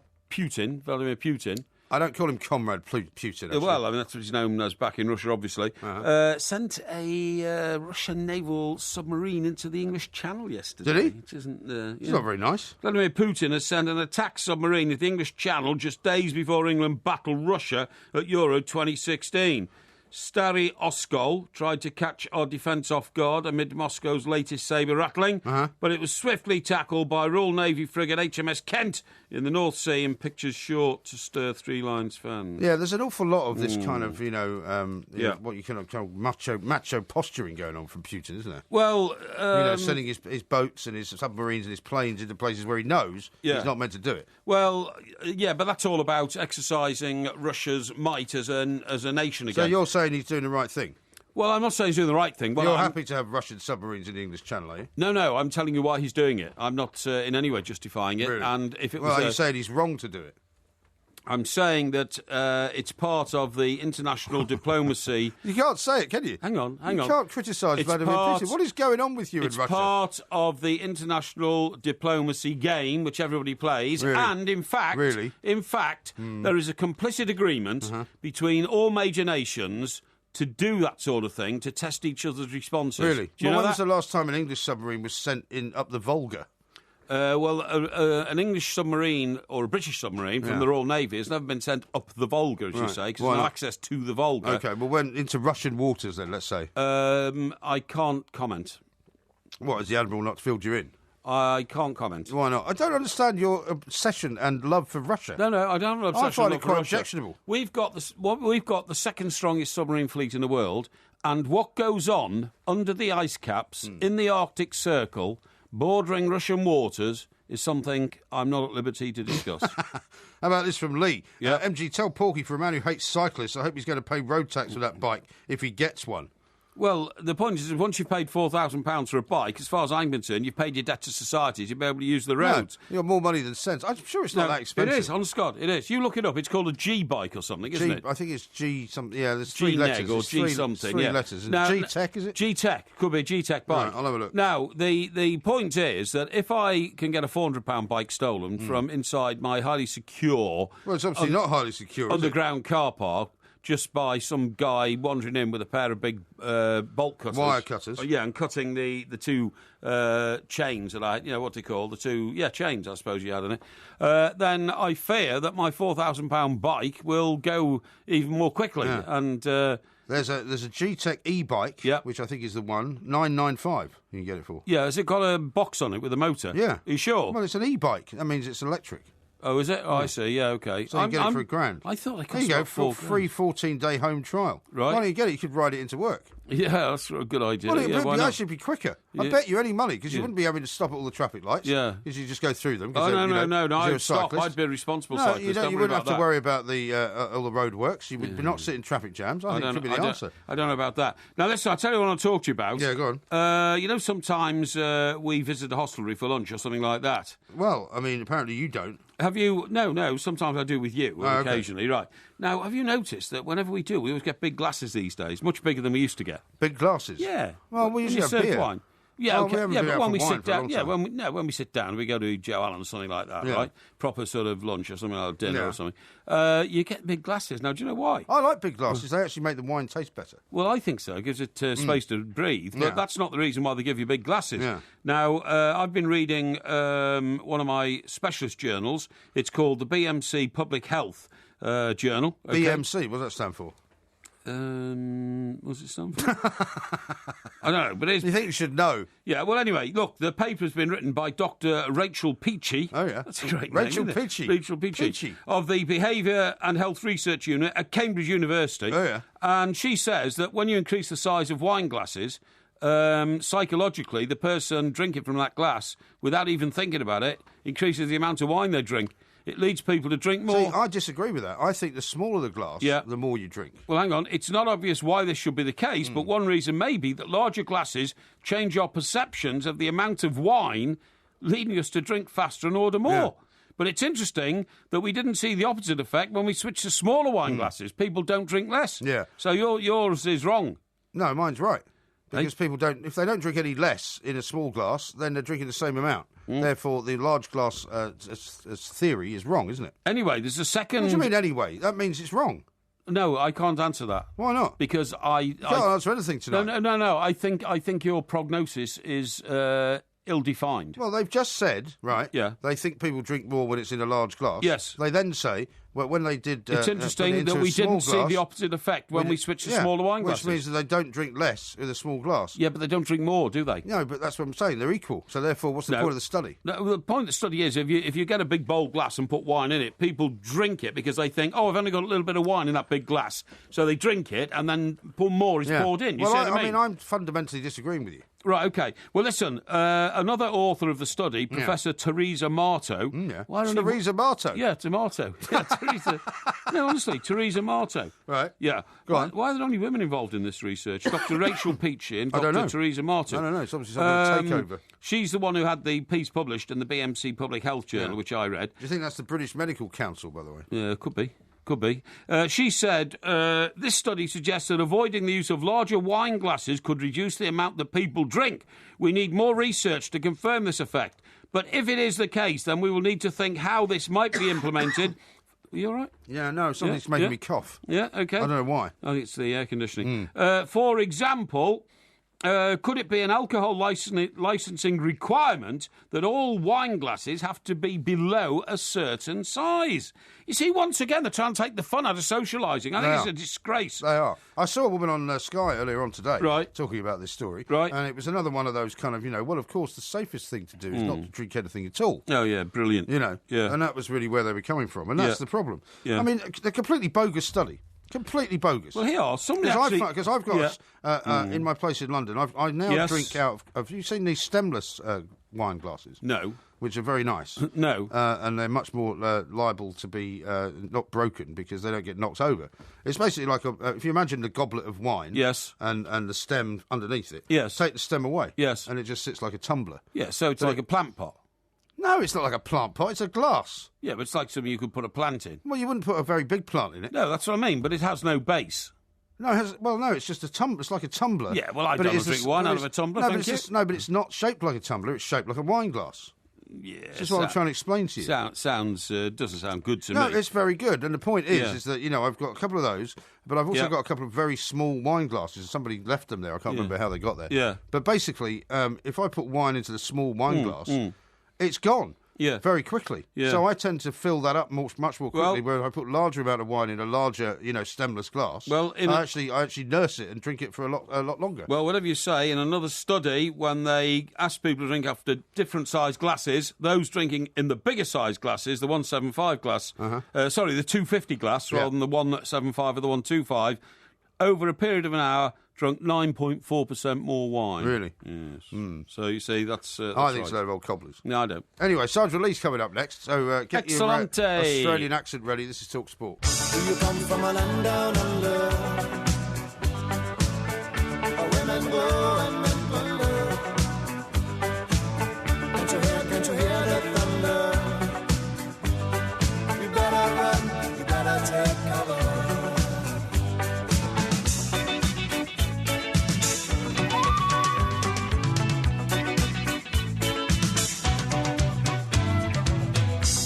This is Talk Sport. We are the two mics. Ask Porky coming up in the next hour, of course. Lots more for us to talk about. Right now, though, we're going to talk to our favourite Australian, Ms. Sandra Lee. Sandra, very good morning to you. Good morning to you two fellows. How are you? Very well Morning, indeed. Sandra. Tell me, Very sorry well, we missed thank you last week because you were off on a sort of secret mission in New Zealand, weren't you? I was indeed. I was stuck in archives doing research for my next book, and it was my bad. I completely forgot that I had been booked in with you two boys, Listen, so I apologise. No need for an apology. We're very flexible Exactly. here. What's the new book about? Yeah. Well, I'll give you the secret heads up. It's about one of the Australian dam busters. Oh, really? Really? Porky would be very interested. in Yeah, that. indeed, I would. Yeah, that's fascinating. Is it the last one who died last year? No, that was Les Munro. He was the chap who was over in he was a New Zealander. He was one of the that's right. pilots on the second raid, and in fact, I was over there looking at some of his material. Oh, okay, that's fascinating. Oh, well, that's great. Well, I look Well, forward to that when you book. get it near coming out, we must get you on to talk about that. Indeed. But one of the things is that when you flew back, I saw a tweet from you saying that you were delayed on the runway at Sydney because there's floods and the storms and everything else that were coming in were terrible, weren't they? Oh, well, we've had 3 days over the weekend, Friday, Saturday, Sunday, and abating on Monday. But the storms were unbelievable, and we were held in a holding pattern to get down to Sydney for half an hour because everyone was backed up. And then we couldn't get a gate on the runway because the airport had closed all but one runway, and everyone was delayed. So up to 2 hours delayed. It sounds absolutely horrendous. But that's not the only problem Australia have got at the moment, is it, Sandra? I mean, you're going through some weird weather situations on either side of your continent, but also the sharks and even the crocodiles are in play. Well, probably not in plague, but there have been a couple of croc attacks in the last 2 weeks. Yeah. And there have been 2 shark attacks in the last week since we've last spoken. And even more crazy, we've had a kangaroo attack 2 women who were riding their bikes on a place called Riesling Trail in the Clare Valley, which is wine region over in South Australia. Blimey. Well, I've never heard of of a kangaroo It's attacking terrible. people. What did the kangaroo do? Well, the kangaroo actually was perched up on a rock overlooking these 2 women who were riding along, and they spotted it out of the corner of their eye and thought, oh, how cute is that, a big groo? And then all of a sudden it's just launched itself on the first woman and thumped her off her push bike. Wow. And in fact, it exploded her breast implants, she said later. They acted like airbags. Oh, dear. My God. This is And shocking. then it leapt off her and attacked the other woman before bounding off. Well, no, Well, it didn't nick the bike, did it? yeah. A cycling route. In fact, we had one of those at the opening of the Sydney Olympic Games, so it wouldn't have surprised me. Exactly, but Sandra, what I think is most shocking about that attack is I didn't know that Australian women had succumbed to the idea of having their breasts inflated. I thought it was something that only happened. Inflated. Yeah, I thought it was something that only happened in the Northern Hemisphere. Why know? would you think that? Well, What do you think Australia is? Do you think Australia is some backwater? No, but I think it's full of bronzed ladies in bikinis who have natural assets, you see. Really? Yeah, exactly. How bizarre. Mine are all natural, Mike. Mine are all natural. so don't worry Exactly, about it. exactly. Don't get him excited, Yeah, Sandra, yeah, for heaven's sake. Quite right. Now, the woman who was eaten by the shark out in off the coast of Perth was actually swimming about 1.5 miles offshore, as far as I believe, and she was scuba diving, right? She was scuba diving, and she went scuba diving regularly. She was a great fan of it, and she was actually an English woman who only came out to Australia 5 years ago with her husband, and she was a nursing educator and in midwifery over at one of the universities in Perth, just south of Perth, and so I mean it was. She was just from Porky's incredible hometown about as well. Yeah, Sandra, she came from the University of Chester, which is where I She grew came up. from Chester. Yeah, she came from Chester and worked at the university there. So my hometown is in mourning for this poor lady. Really? And in fact, the newspaper on which I started my career, the Chester Chronicle, have just devoted 4 pages of reportage to it. So if you get a phone call from somebody from the Chester Chronicle, send them my regards. Yeah, they won't, have, indeed. they won't have heard of you. Why are you making this story about you? I'm not. No, There you no, it's are. about the poor lady who died. Yeah. We were just saying the other night, by the way, Sandra, these people who go missing when alligators get them, we understand one of them went missing in a place called Alligator Creek. Crocodile Creek. Crocodile Creek, that's right. So he thought, well, actually, isn't that an indication of the fact that perhaps it's not the safest place in the world to go walking at dawn along a beach when the crocs are at play? Exactly, and there are What's this signs at all play over those thing? beaches. So we just let Sandra speak. What is at play? What do you mean by that? Do you Sandra- know what that means, Sandra? I think he means that they're more nocturnal animals. It's sort of like dusk and dawn, and that's where they go out and feed. Exactly. Thank you. I think what you mean by at play is kind of just in lying in wait. Is that what you mean? Well, no, I'm At play. I mean, it's like you want to put a sign up saying crocodiles at play. Why are we having this ridiculous I don't know what it conversation means. when I don't know what it Sandra means. was telling such a wonderful story and you decided to interrupt with some ridiculous... Well, because I want to know what at play inquiry. means. Well, Sandra's told you. Sandra, tell us more, please. About the lady who was walking along the beach at 10:30 at night and then decided to go wading. Well, there is an argument that she did one of the most stupidest things known up in that part of the world. There's signs everywhere saying don't go in the water at dark, don't go in at dusk, because the crocodiles are sort of at their most active at those times. And that area is renowned for crocs. And same with, there was another croc attack up in Darwin, which is a day and a half drive away from where the woman was attacked. Yeah. And a croc actually flipped over a tinny of two old blokes who were out crabbing. And one of the chaps drowned under the tinny, and the other, the man had to sort of flee into mangroves where he fought off crocs until he was rescued by 3 professional crabbers. Good God. Crabbers. It's got everything, this story, isn't it? Yeah. So are they thinking of putting some of these signs up, crocodiles at play in these places?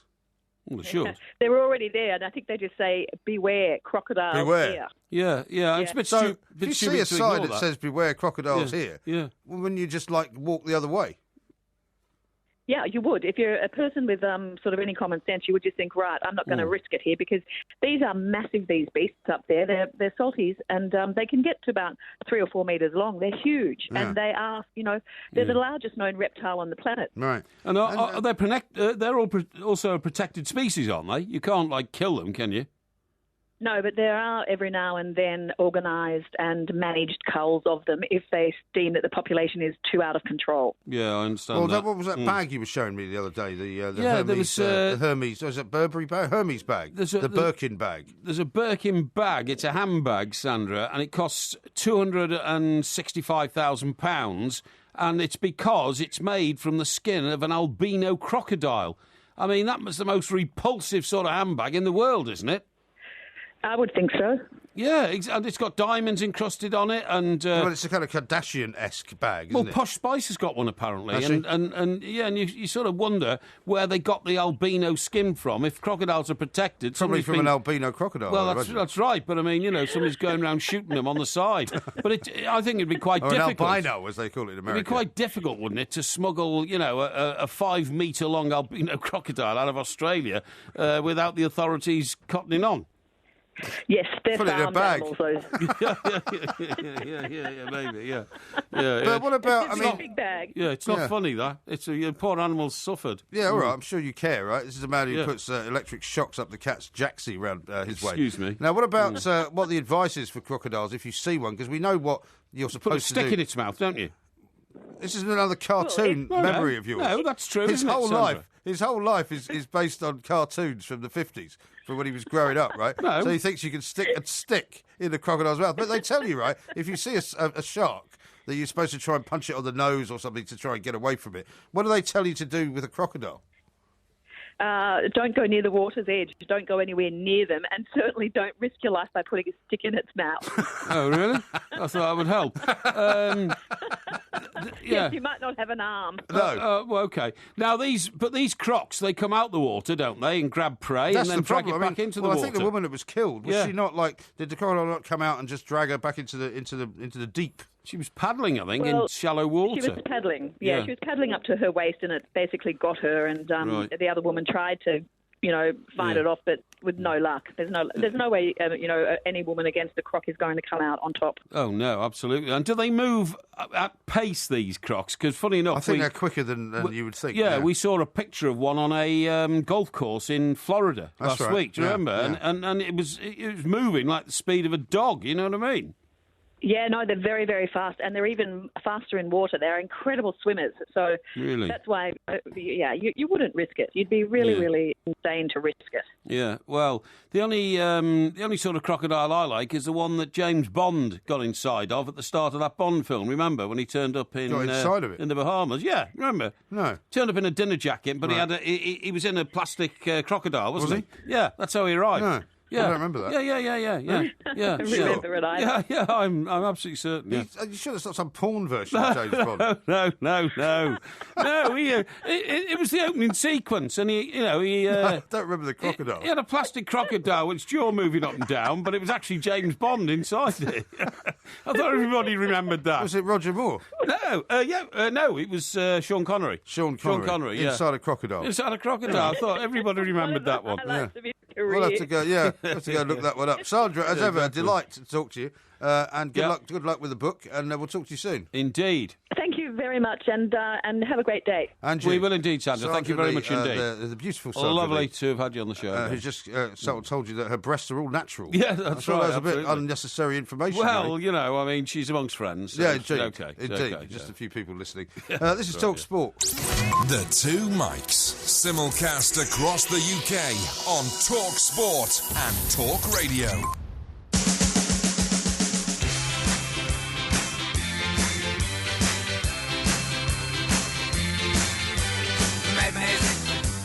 Madness, they call it madness. Madness, they call it madness. This is Talk Sport. We are the Two Mikes. Ask Porky coming up in the next hour. It's still 3-0 to the United States of America against Costa Rica. 10 minutes left to go. I just saw Clint Dempsey coming off. I didn't realise Clint Dempsey. What are you laughing at? Sorry. What are you laughing at? The caption to a picture I've just seen. What is it? Have a look at this picture, right? Right. Hang on. Is this in tomorrow's... Oh, yeah. Who is that? And read the caption. Oh, okay. Dear God. That explains to the listeners. It does explain. I don't think you can explain that on the air. It's a little bit unkind. I don't think you can explain that on the air. It's a foreign report here that we've got on social networking. And it says a team of 22 lawyers argued yesterday over whether the media mogul Sumner Redstone, who I've never heard of, considering we're in the media business all our life. I think Redstone is a big company in the States, isn't it? Is it Redstone? I think so, Yeah. 93... pictured above with his former partners, Manuela Hazer left and Sidney Holland was in his right mind when he removed two executives from his company board. Yeah. He's 93 and these two ladies are in their 30s, I would Yes. say. It But is, it's one of those... It's almost like, what was that? You're being served. Yeah. Remember Mr. It does what's look his a bit name? like that, yeah. The chairman of the board. Apparently they own CBS and Viacom. Oh, do they? So a big company. Oh, well, in they're the a States. very, very big company indeed, yeah. So he's probably Yeah. a very, very multi-millionaire man. So I'm that's sure- something I'm sure nasty he is. about it. He might sue you. Oh, I'm not saying anything nasty about it. What I'm saying is, can you imagine the battle for that man's fortune if at 93 he sadly, expires? Yeah, no, I've got a couple know of what I mean? tweets here on the old Russian submarine front. Right. One says, this is a text actually from someone who doesn't give a name, Russian sub in the channel. Yes. That might explain the Army Chinook helicopter that's been buzzing the coast here in Eastbourne all night. Oh, right. Most unusual. Right. Well, the Chinooks are usually troop carriers. We see them over Portsmouth Harbour all the time. Yeah, no, they fly up moving and down the people Thames around. all the They time do, as well, they do, because yeah. there's the SAS stations, which is sort of somewhere training down near, place. down near Canary Yeah, Wharf. That's yeah. right, yeah. Exactly. Yeah, and there was okay. one here from somebody who I'm Yeah. just trying to find, because it basically said that even Italy have got more submarines than we've got now. No, don't they have? Well, I think they do. We a lot of our submarines are secret, but from the very nature, they only float around under the sea, so you can't see them. Yeah, but everybody's submarines are secret and float around Yeah, under the sea. yeah, I know, It's not but like we've got the only submarines that go under the sea. Yes, I know that, but we still have a very impressive base at Fastlane, right? Yeah. Which houses our submarines, and people who have worked there and do work there speak very highly of the submarine service. Believe me. In fact, I think we've got more submarines than we've got surface ships. Well, that may well be. We've Believe only it or got not. about two of them. Yeah, now, well, I it's think true. you made a mistake on the old James Bond thing. But Hara says this. Porky's thinking of Hannibal in the A-Team. He turns up in a crocodile suit. No, I'm not. In at the start of one James Bond film, he turns up in a Is plastic... that the picture there? Let me have a look. Is that it? Oh, look there. That's Roger Moore. Roger Moore. Well, he's certainly in a crocodile, plastic one. Yeah. Well, they couldn't have done it twice, surely. Yeah, they did. So Sean Connery was in a crocodile, and Right. so was Roger Moore. I'm sure Sean Connery turned up in one of the early Bond films, Dr. No or something like that, Well, maybe even the it first says one. Roger Moore in Octopussy. Yeah, that's Octopussy, yeah. But I think it Well, was... they wouldn't have done it twice, surely. I think they did, honestly. Really? I've got this image in my head of Sean Connery climbing out of this plastic... But that's the picture there of Roger Moore. No, I don't think it is. And he had a white dinner jacket on.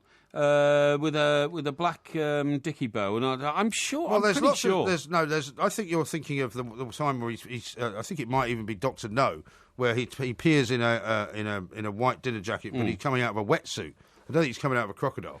Do you know what I think he does next? I think he goes round all these what look like fuel storage towers, right, and plants a load of bombs and blows the whole complex up minutes after he's walked into the local casino and sits there smoking a cigarette, playing cards, while all around him is chaos and he's caused it all himself. Right. I think it was that one. Right. I think it was that one. Okay. And I think that was probably Dr. No. Yeah, that's what I just Certainly said. wasn't Goldfinger. No, it wasn't Goldfinger. No, it was definitely not Goldfinger. Now, a couple more texts and tweets to read out to you. To try these electric bikes with built-in lights, lock and tracking via an app, says Sharky, and they're made by Van Moof. Oh, you Company can called Van Moof. so you don't get them stolen. So you don't get stolen. Right, yeah. now, let me talk to you about this, actually. Now, I'm not going to identify who this guy is. It's one of those people who tell you horoscopes, OK? And every newspaper's got one. Yeah, what you mean, an astrologer? Astrologer. Every newspaper's got one. I'm not going to identify it because that's unfair, and also I don't want to make out that we've got a campaign against anybody. But I never look at these things. Well, apart from Martin O'Neill and Roy Keane. Well, exactly. But today, because the publication I was reading fell open at the page, I decided to just have a quick read of it, OK? Oh, yeah. And are you going to read us your horoscope or mine? I'm going to read mine, but it doesn't matter. What's yours? Mine's Leo. Leo, I'll read yours instead, OK? Right. So here we go. This is yours for today. Here are some wise words. We've chosen them because they seem relevant for you today. Yeah. No one is perfect, yet when two people become intensely attracted, they can both forget this. They imagine they have found a companion who meets every need and touches every part of their hearts. At some point, the ideal image must be revised to match reality. That can disappoint, but it need not mean it's without merit. Love should not be blinding. We must let our eyes adjust to the light. He doesn't know me very well, does he? Well, does that have any relevance to your day today? No. Because this is from yesterday morning. I'll tell you see what I exactly mean? who that is without you even telling me. Right. I bet you any money that is Jonathan Kaner's son. It's his nephew, actually, Oscar Or Kaner. whoever it is that's now doing Oscar it. Because Kaner. that is Kaner's style. Yeah, right. Because the whole point of Kaner is basically to write something which is completely baffling, but might touch something in you. Yeah, exactly. So you ring the phone number to hear the full story. Yeah, OK. Now, mine says, right, just very briefly, today, Jonathan would have wanted you to read these words. At times, the problems that beset us may drive us to despair. What's the point of even trying, we say? Nothing is ever going to make a difference. We are especially prone to such cynicism. Now, look, I won't go any further, but actually, the mood I'm in my life at the moment is completely the opposite. Right. You know, I'm going through a wave of tremendous optimism. Are you? Yeah, you're not... That's very unusual for you. Well, not really. Are you saying that you're normally a pessimist then? Yeah, usually. Really? Yeah, usually. Why are you a pessimist? Well, because you've always... got so much to look forward to. No, you've always got to expect the worst to Why? happen, and I mostly do. But at the moment... No, I think that's awful. No, well, I can't imagine anyway. how awful it must be to go through life expecting the worst to happen. Well... I go through life expecting the best to happen. No, if you prepare yourself for the worst, then you can't get that badly disappointed. That's an awful attitude to have. Well, I can't help it. It's the way I am. Now, what I'm going to say is, it's not just those. This is the point I'm making now, Mike, to you, right? At the end, right, when it's given you what I consider to be a load of gobbledygook, yes, and you have already confirmed that, you consider yours to be a load of gobbledygook, do you know what it says at the end of yours? What? It says... To hear how your life could change for the better very soon, call your latest week-ahead forecast on this number. Yeah. Well, that's what I just said, isn't it? Because that's how it works. Right, now hang on. Now mine says, after all this gobbledygook, which I don't recognise as being me at all, it's even more tantalising. Listen to this. This is in italics, OK, at the end, so it's like specially readable, you know? Right. Do yourself a favour and treat yourself. There's exciting news in your latest 4-minute forecast. Call me now on this number. Yeah. Now, I mean, I think that... I really think that borders on sort of... I don't know. I think it's unsavoury. Well, there are people who like reading these things. There are people who put stock by them and take them very seriously. And they are a massive multi-million-pound business because, as I've said to you before, I think Kaner was previously at the Mirror when I was there. Yes. And he worked for a relatively small sum. Yeah.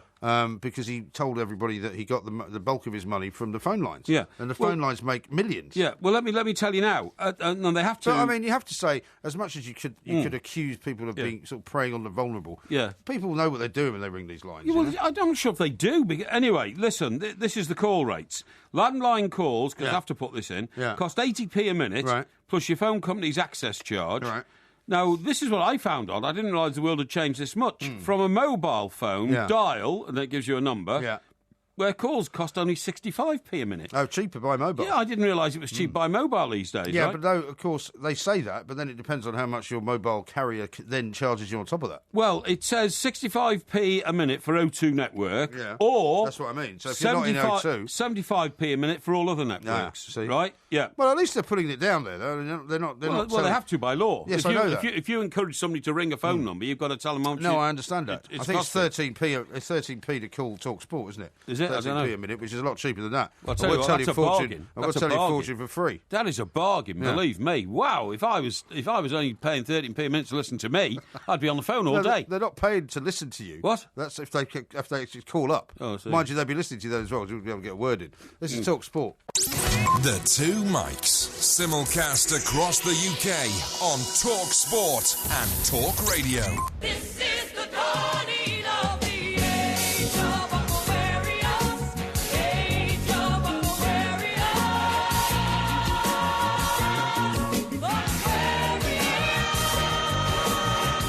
This is Talk Sport. We are the Two Mikes. Coming up in the next hour, it is Ask Porky. We've got lots of questions, so if you want to try and have one of yours included, please do send it in rapido to at the Two Mikes or to our Facebook page. Funnily enough, I posted that picture of you from yesterday with your shorts on the Facebook page. Oh, okay. As an advert for Ask Porky tonight. Yes. And for the first sort of 3 hours of the day, all I got was comments about your dress, right, as opposed to actually questions about for Ask Porky. Okay. So I might read some of those out a bit later on as well. Yes, okay, that's fine. How about this from Steve? Yeah. He says, I'm going to rewrite Abba's classic Chiquitita lyrics and call it Quiz Cheater. Quiz Cheater? Yeah. That's not bad, is it? Not if it's written about me, mate. Otherwise, you may find yourself answering to Sue, Grab It and Run. Now, how about this from Wrong Star? I think it's a bit harsh. Yes. There's no way any woman is going to come out on top versus a croc, which was a quote from Sandra. He says, I think MG's ex-wife might be in with a shot. Oh, dear. That's a bit harsh, isn't it? Yes, it's very harsh indeed. Hope she doesn't Very hear harsh that. indeed. Yeah. Now, a couple of other people have said it's definitely Octopussy. Lee, South Wales, the fake crocodile was in Octopussy starring Roger Moore, and it was not the opening scene, and it was in South America, not the Bahamas. Oh, okay. Apart from that, you got it right. Yeah, exactly. Well, I knew there was a fake croc in there somewhere. Now, I have been studying history, as I always do, and I have discovered that Neanderthals were not actually the thickheads we thought they were. Well, I would have thought, I would never have described them as thickheads. I mean, they were part of an evolutionary process whereby they might not have been as well developed as some of us are now. Do you know where they they're came certainly from? as well developed as some of us are now, without any doubt. Yeah, exactly. Do you know where they came from? Where did they come from? Germany. Well, yes, I believe they came from Western Europe, didn't they? 200,000 years ago. Yeah. Okay? Right. But the view... But where did they come from before that? Well, according to I'm not asking you about paleontologists, I'm asking you. Yeah. Where do you think they came from? Well, they arrived in Europe 40,000 years ago. Well, hang on, you said they were there 200,000 years ago. Yeah, they were somewhere else 200,000 years ago. I'm trying to find out. Well, which is it? Hang on. They can't have been here 40,000 years ago for the first time if they were here for 200,000 They're the years oldest known form of human, and they were here... I'll tell you where they were. I don't think you know, do you? Yes, they were found. They were first found in a cave in France 186,000 years ago. Is that your third attempt? No, that's... so they're not from Germany then? Well, they went to Germany 40,000 years ago. I've just told you that, you oaf. Oh, so it took them 150,000 years to get to Germany? Yeah, to make their way to Germany. Yeah, they were the first Homo sapiens, okay? Yeah, okay. Did you know that? No, I didn't know that. It is now the end of the USA-Costa Rica game, though. It's they learned how 4-0. to count. Yeah. Well, Sam, you can't learn how to count. The time. Neanderthals. Yeah, right. Good morning, I'm Mike Graham, he's Mike Parry, you're listening to the Two Mikes and we're keeping you entertained throughout the night. Hopefully, there's a couple of bottles of red wine over in the studio, cool in the studio there, I don't know where they came from. Well, they've both been open. They have both that been means open. that somebody has been drinking from them. Yeah. I don't mean directly necessarily from the neck, but you could never put that past the sort of people who float in and out of the periphery of the broadcasting world. Some guests will occasionally bring wine in, won't they, and maybe. indulge. But anyway, we've got Ask Porky coming up a little But bit you later won't on. find me touching it. No, of course not, No, because obviously during the week that's not very good. Now, how about this? Yes. Hi, Mikes. I met Mr. Parry in Cardiff. He's an absolute legend, very polite and very truthful. That's very kind of you. Old MG, please give him a break. No need for the bullying. Yes. I'm not bullying him. No, the great thing about Porky, right, Yes. is that he has two speeds. You're like a 2-speed bike, right? Mm-hmm. He has the arrogant, nasty, I'm all out for myself, Porky, which is not particularly you. I don't recognise that person. But then you also have that I'm the victim, Porky. I'm always being picked on because I'm smaller than everybody else, and people pick on me because I'm such a nice guy. Those are your two personas, which are neither one of them true. Is that what you think? You use them to a very good effect on people like this. Really? Who thinks that I'm bullying you. Really? I mean, he thinks I'm bullying you. I don't feel bullied. Well, of course you don't. I don't recognise bullying. Bullying is a terrible, terrible thing. I hate it, particularly in the workplace. Yes. And I've worked for some people who are horrendous bullies because they knew that those they were bullying couldn't answer back. Exactly. I'm not. It's not capable. Because we are here on an equal footing. Yeah, exactly. There's no situation where either one of us could bully the other. I call it. And we're both perfectly capable of looking after ourselves. I think you'll find. I call it mental jousting, and it keeps us going. Although now, we'll probably be doing a bit of abuse of each other at Dingwalls on Friday night. there'll be a lot of abuse. Yeah. The abuse stems from the fact that I know that I'm intellectually superior to you. I know and you do. And you can't take that. I can't. So you try to shoot back with one or two of the facts that you know in life because you don't know many. I do. And then I revealed, the downside of your flawed character. Yes. And well, we're all flawed in the end, aren't we? And are we not all flawed? And your rather rotten life. Do you not have any flaws? Sometimes.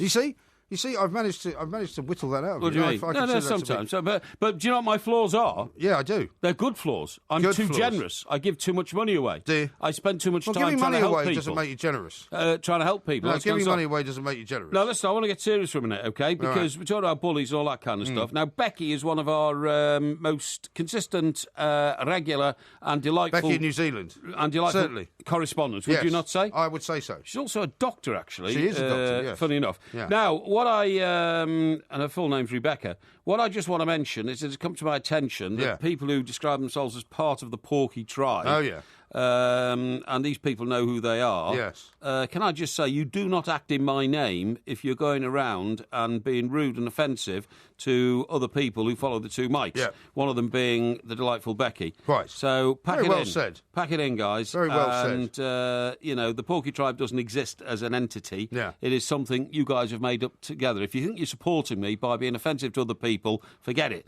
You're going to get blocked by everybody. You're going to prove to be very unpopular. But most of all, you're exposing yourselves as horrible little bullies. Yes. I don't know why you want to attack Becky. She is a delightful person. She happens to be a woman as well, so I find it even more offensive. So pack it in. Very well said. Right, well there done. we go. Now, here's one from Graham in Bath. He said, I agree with Porky. My motorbike and a mountain bike have both been stolen from outside my house. Yes. They are low-life thieves. Oh, yeah. And Bath, where he lives, is hardly a crime capital of Europe. Maybe Porky totally Bronson agree. could be our new crime czar. I totally agree. Do you know, the truth about a bike is that it's so easy to steal because you only need 5 seconds to jump on it and pedal and you're away. Yeah. Quite seriously. I know. And by the way, don't put it past bike thieves to walk around with a pair of pliers in their pocket, like I used to cut off the receiver in telephone boxes. You see, if you walked around now with a pair of pliers in your pocket and you were found walking the streets, you might be lifted for having a weapon. An offensive weapon. Well, not just that, but a burglary tool. Yeah, burglary tool. Well, you would have done in those days, actually. But I only used it in a professional manner when I wanted to file a story and make sure that the opposing reporters on the other papers couldn't. I used to cut off the receiver and put it in my pocket and walk out of the phone box. But that could have been something that would have led to you being charged with vandalism. Without a shadow of a doubt, it would have been, had I got caught. Yeah. But I was too smart for that, you know? Yeah. Well, luckily the statute of limitations has run out on those particular offences. Yeah, well, so they can't come out has. after you and say it. Yeah, now listen, at the moment we're in the middle of the old great Euro debate, so I don't want to talk about that because that's for everybody to make their minds up on. Although, I'll tell you what, I mean, we have been restricted from talking about that because there are certain rules. Because people have asked us, and I feel that we should explain this, actually. Because people do ask on Twitter, when are you guys going to ever talk about Brexit? Sure. And we will do it as we get closer to the referendum. But Yes. the trouble is that because of the rules regarding partiality and impartiality that Ofcom have set down, it's quite difficult to do sort of a phone-in on it. It's quite difficult to do a long discussion on it. But I think we will discuss it at some point. Yeah, sure, I totally agree. Now, we were talking to Sandra earlier about the sea, of course. Australia, crocodiles, sharks attacking people and all that. Now, I've come across a brilliant revelation here, which has been sent to me from my hometown of Gosport, OK? Your hometown of Gosport? Well, my second hometown. I thought your hometown of Chester was your hometown. Yeah, it is. It's third hometown, actually. Third hometown. Now then, what about this? And we have Sir Ben Ainsley to thank for this.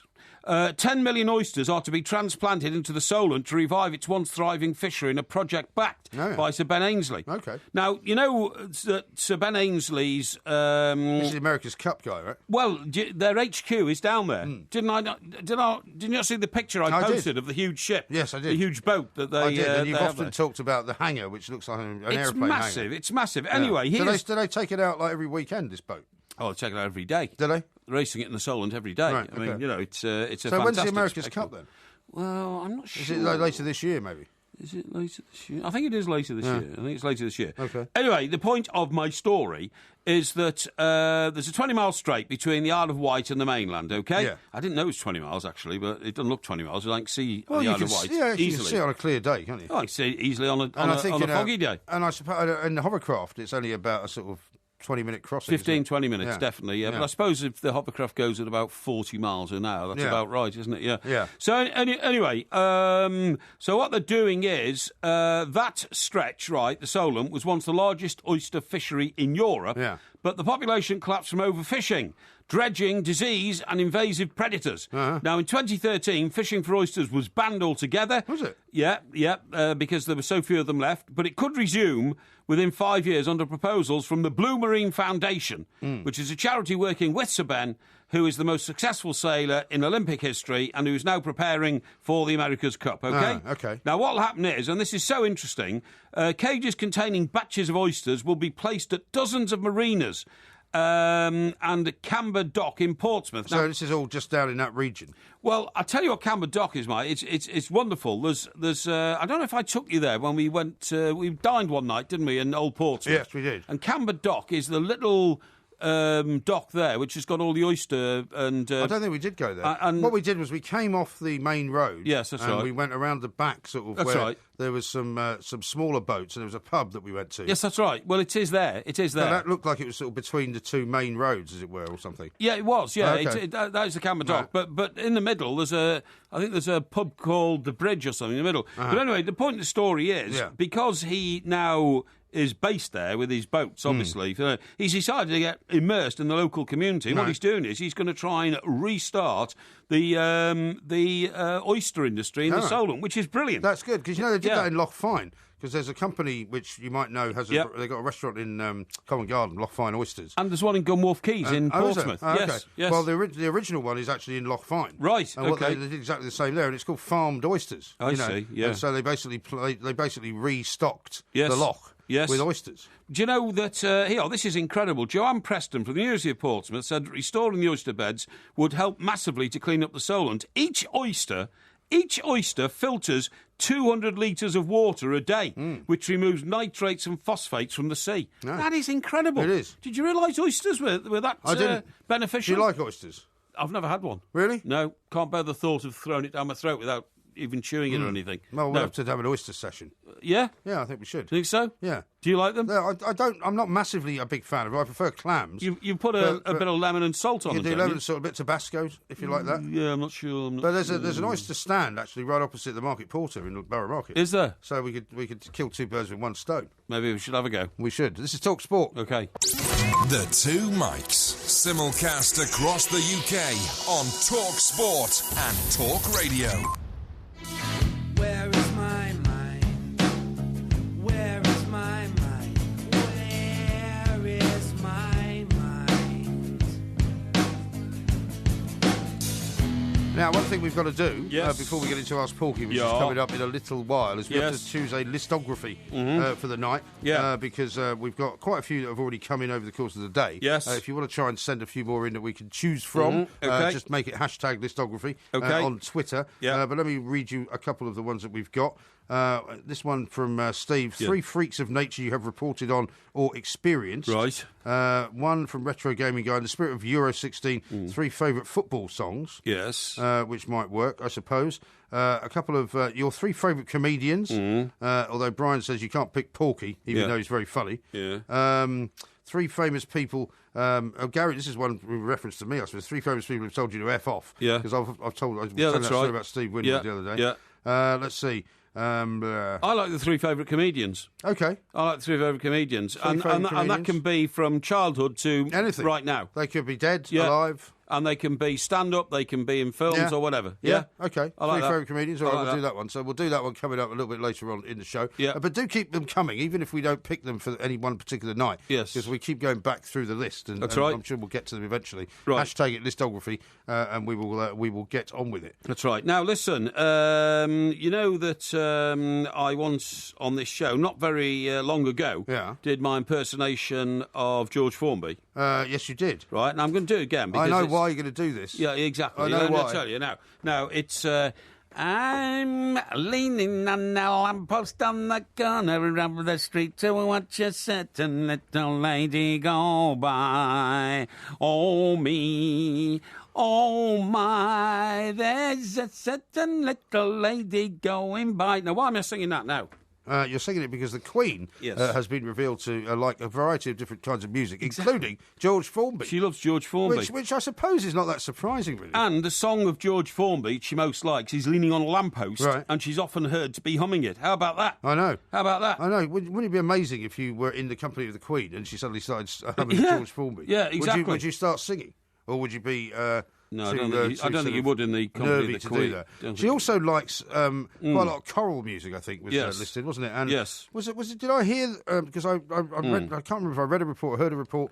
She also likes, does she not, something like Gary Barlow? Well, let me tell you, this is a great story Yeah. which you and I can get immersed in. Not only does she like Gary Barlow, but guess who is going to actually present to the nation exactly what the Queen likes in a show called Our Queen 90 Musical Years on Radio 2 on this coming Sunday. Don't tell me it's Chris Evans. No, it's Eve Pollard. Oh, is it? Yes. Oh, Lady Eve. Lady Eve. Superb. And Eve, of course, is an old One colleague of of my ours. former, well, she's a former boss of mine, really. I mean, I would call her that because when I was freelance in America, Yeah. I used to do loads of stuff for the Sunday Express. Sure.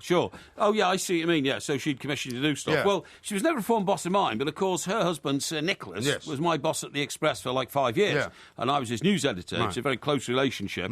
And Eve often had, should we say diplomatically, a few suggestions to throw into the sort of pot. Indeed. Despite the fact she was editor of the Sunday Express, Yes. but they were always welcome suggestions, of course. But then on one occasion, she she rang me up on the Saturday and said, "Hello, Michael, Eve here. How are you, darling?" It's very She much was like quite that. theatrical, She wasn't was she? very theatrical. Lovely woman, though. Oh, lovely woman, and massively attractive woman. Yeah. Hugely attractive Yeah. woman. Well, well, even today she's a very attractive woman, but in the younger days she had men running around after her all over Fleet Street until Nicholas caught her, of course, Yes. and they had an extremely happy marriage and still have one. Now, what I was going to say is this. She rang me up. "Hello, Michael. How are you, darling? Oh, now, could you do me a favour today?" Anyway, what I had to do was, because she was working... She was one of those people that it was very difficult to say no to. Oh, absolutely, I think yeah, would be the for a best lot way of of putting reasons. it. For a lot of reasons, but one of them because she was a powerful figure in Fleet Street. Yeah. In fact, her and Nick were the Fleet Street... Power couple. Power couple, Yeah. absolutely. They had two separate jets. And she'd also been editor of the Sunday Mirror before that, hadn't Yeah, she? she had, yeah. Each with a driver and all this kind of stuff. But anyway, so she says, "Oh, a real problem with Oliver today." Now, Oliver was their son. Yes. And at the time, I think he was about 9. Uh-huh. And the problem was that Eve worked on a Saturday course because she was editor of the Sunday Mirror. Right. And Nicholas was supposed to take Oliver to Arsenal. Yeah. And because they were Arsenal fans. This They was lived, when they were still at Highbury. they're still at Highbury, Yeah. and they lived on the hill, didn't they, at Belsize Park? Yes? Yes, they did. Belsize Park, Yes. yeah. Are you paying attention? Yes, I am. You are, yeah. Sorry, okay. I'm just trying to answer a couple of tweets while we're talking. Yes, okay, well, just You pay know I have to attention. multitask here. Pay attention. Anyway, so what happens is, I said, "Oh, right." And she said, "So, I was wondering, Michael, if you could step in for me. What's the problem?" So Nick had to play golf. Yeah, right. So Had to. Well, I think he gave us some old waffle about it's on behalf of Express newspapers and all this kind of stuff. Yeah. I've got to be there at Right. Woburn Abbey, which is his club. Yes. So the chauffeur-driven Jag turns up. I was living in Stockbroker Belt in those days, but not in the same place. Oh, so I'm they now. came all the way down there to get Oh, you? yeah, down to Banstead, yeah, Right. yeah. So he turns up in the old chauffeur-driven Jag, and then we go back to Belsize Park, pick up Oliver, who was 9, and off to Highbury Yeah. with the 2 season What tickets. a delightful day out for him that must have been. Well, exactly. It's one of it. Anyway, sort of, 9-year-old kids, their patience sometimes wanders, you know what I mean? Yeah. So we had a well, it must be Highbury. difficult for you, not being a parent, to have a conversation with a 9-year-old kid. Well, I just said, what can I buy you? You want a hot dog? That's what I You want mean. This one, all that kind Yeah. of stuff. Anyway, so after about 30 minutes of the game, as young kids do, he got bored and said, I'm just going to the loo. Right. And I said, oh, well, hang on, I better come with you. Yeah. You know, I didn't know whether you did that with a 9-year-old kid or not, you know. Yeah. He said, no. He said, Well, that's what I all right. mean. I mean, it's rather unfortunate sort of responsibility to have to hand you. Yeah. So he said, no, it's all right, don't worry, I'll go on my own. Right. And he went. Right. And by half-time, he hadn't come back. Oh, dear. How long was that then he was missing? 15 minutes. Right, that's a long time. And then at half-time, in a crowded football stadium, there are so many people about. Yeah. How do you find a 9-year-old boy? I know. And by the end of half-time, I still haven't found him. There were no mobile phones in those days. I thought, how am I going to tell the wife of my boss I've lost her only child? It doesn't bear thinking about. Honest to God. You must have been terrified. I was. I didn't know what to do. I thought I didn't know whether to call the police. And I know that. I mean, there is no worse feeling in the world. Yeah. And you would have had this experience as well. Yes. Because you can't do anything. No, exactly. I mean, it's happened to me a couple of times where for sort of a few minutes. I mean, we've lost one of our kids. Oh, yeah, terrible. I mean, when we were in Turkey, we lost one of them. Oh, in it's terrible. It's a terrible feeling. Swimming pool area. Oh, it's a terrible feeling. And we knew feeling. that he couldn't have gone far. And it was like he couldn't get out of the camp. No, but it's cold, blind panic, isn't it? Yeah, it is. You know, because after a while you're thinking, I'm going to find him floating in the water. Oh, it's He's terrible. hit his head coming down a slide. It's terrible. I mean, what are you going to do? It's terrible. When what happened then? I'll tell you a sec. When my nephew Tom was about 4, I was put in charge of him down at my other sister's house when they were visiting. Yeah. And it's in Stockbroker Belt, and it doesn't have real fences around the houses, it just has little hedges. Right. And I turned my back for a minute, and I turned around, he'd just disappeared. Yeah. I was in a cold blind panic. I was the only one in the house with him. Yeah. The rest of the family had gone off to the garden centre. I'm amazed they would have left you in charge. Well, exactly. And do you know what? I looked around for 5 minutes. I was crying. Yeah. Tears were rushing down my face. I didn't know what to do. Yeah. And then he stuck his head out of a hedge about 100 yards down the road, literally. Right. He'd just gone exploring, you know. But anyway, getting back to... Yes. So, you know... Do you remember who Arsenal were playing even? No, they weren't playing Everton, or else I'd have been gone myself anyway. Yeah. So, but anyway, just as the second half started, to my immense relief... Yeah. All of a sudden, he turned up again at the end of the row, and everybody said, "Get up!" And he shook my hand. I said, "Oh my God, where have you been?" He said, "What's the problem?" And I said, "Well, I don't know where you were. You know, you can't shout at the ball, you know." And I said, "I don't think you should go wandering off again," and all that kind of stuff. Anyway, so had you just been queuing up or something? He just said he'd just been to have a look around, you know, that's all he said. I think he'd been running up and down the stairs, to be honest, I don't know. But anyway, point of my story is this. At the end of the game, we rendezvoused with the old chauffeur again, back to the Mirror Building. That was the one on the Circle. Yes, which is now Sainsbury's headquarters. Now Sainsbury's headquarters. Holborn Circus. Holborn Circus, thank you. Yeah. And it was a fantastically impressive building. It had the words Mirror in about... It was a great building. 20 high-foot letters. Yeah. It was a fantastic building, glass building. Right. That was the one where Maxwell had his private lift, wasn't it? He had a private lift, and he had a... Was that when Maxwell was in charge? Yes, Maxwell was in charge, because he appointed Eve when he took over. Yeah. And he had a helicopter pad on the roof, but he had a penthouse at the top of the building. Right. You're absolutely right, yeah. And a most impressive glass building. It's the most impressive building, just off Fleet Street. Anyway, so we go back, and... I'd never worked for a Sunday paper, really. Yeah. I'd done some shifts for them on a Saturday when I worked for the Evening Mail and all that kind of stuff. But she said, "Oh, no, come in." So into her office, the most lavish spread. It was Saturday, it was 6 o'clock, the paper was away. That. Yeah, I remember that. And I mean, it was a banquet. Yeah. And as much booze as you wanted. Yeah. And all the Mirror executives were already K-lights from about 4:30 in the afternoon, you know, when they... Really, well, yeah, because you tended not to go out for lunch on a Saturday because it's the one day that you're actually production is working. So they would, I mean, expect you to do that as well. Yeah. Bring in amazing amounts of food catered for by, you know, either a massive company outside or the people inside. Amazing. Absolutely. And fortunately, I said to Oliver in the car back, I said, "Now, don't say anything about you disappearing." He said, "Well, I didn't disappear," you know, and that kind of stuff. Anyway, to finish this story, about a month ago, Monsieur Brazil is in the place on Whitehall, the banqueting house. Oh, yeah, okay. He's at some function there. Some guy taps him on the shoulder, and he said, "Oh, you're Brazil, yeah. You work with a friend of mine." I said, "Who's that?" "Mike Parry, Porky Parry." He said, "Yeah, who are you?" He said, "My name's Oliver Lloyd." Oh, yeah. And he's 40 years of age. He's in PR now, isn't he? I think so, yeah. He's in financial PR. Absolutely, yeah. It was the most amazing thing. I hadn't seen or spoken to the boy for... Is he 40 now? 40. Blimey. Yeah, seen a boy for... Well, I think he was 40. I think he said 36, 38.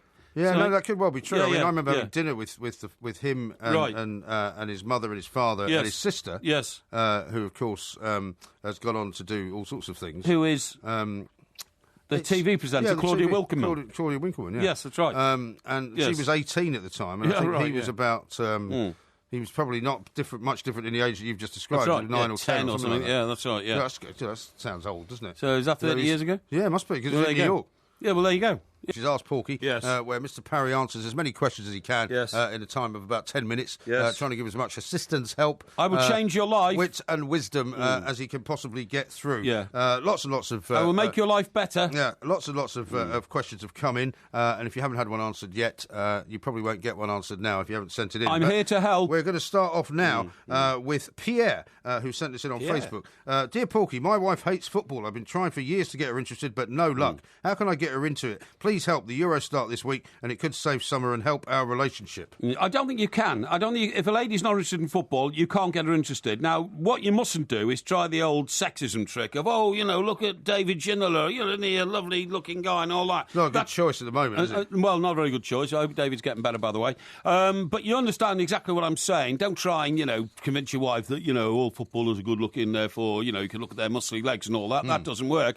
What you should do, as a good husband, is it husband or boyfriend? What is it? Wife, I believe. Yeah, okay. So, husband, as a good husband, what you should do is you should say, look, I'm going to be a bit of a bore over the next 3 weeks. It's football. I like watching it. I don't expect you to sit there next to me. And also, I can understand your resentment in a lot of my time being given over to watching my favourite sport, football. So, what I'm doing is I'm paying for you and your best friend to go away to a pampering weekend at the most expensive hotel in the area, and that will put your wife in a very good mood because you've been kind, care, considerate. She'll then let you watch the football in peace. How about this one from Stephen on Facebook? I have a bottle of Dom Perignon that's been in my fridge for 10 years. Yeah. Is it still drinkable? What on earth are you doing keeping it for 10 years? Yeah, I would say my experience probably not. And the reason why I say that is that I'm not a champagne drinker, so I wouldn't know whether it tasted any good or not. I just don't like the bubbles. It plays on the 1/3 of my heart that still works. Now then, what I want to say is that I laid down some red wine in my apartment in Gosport when I first got there 10 years ago. And I have to say, when I opened it, it was undrinkable. So I don't know whether this laying down of wine and spirits and all that I would have thought the works. champagne should be OK, but I'm not being asked the question, so I can't give an opinion. No, what I would say is the only way you're going to find out is to open it. But I tell you what I would have. I'd have a spare bottle in the fridge, mate, bought yesterday, just in case. OK, Roy says this, with the pending disaster of Trump or Clinton, where should I go, icy Canada or hot Mexico before the wall is built? He lives in America. Yes, that's right. I'd go to icy Canada.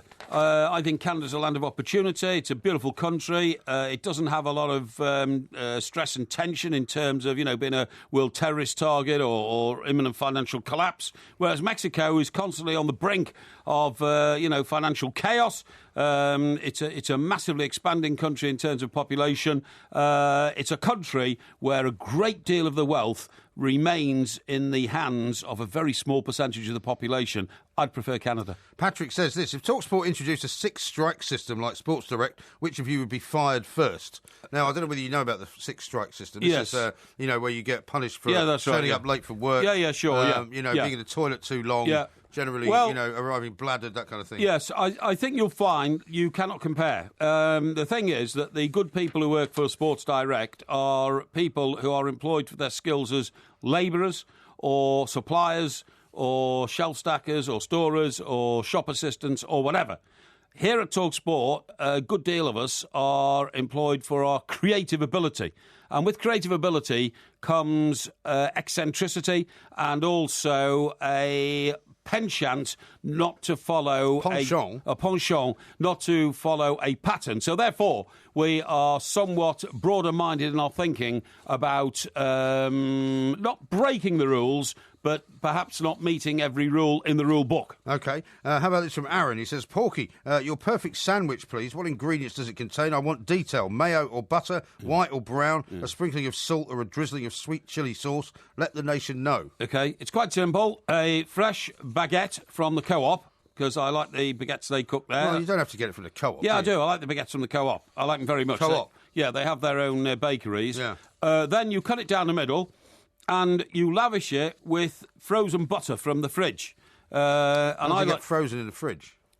Hey? How does it get frozen in the No, fridge? cold butter, not frozen butter. Sorry, cold butter from the fridge. Yes. My preference on butter is Danish Lurpak. No, is that bacon? No, Lurpak is butter. Lurpak is butter, yeah, that's right. You can get Danish bacon as well. OK, Danish Lurpak butter. I like to spread that on as thickly as possible. Then, very lean ham.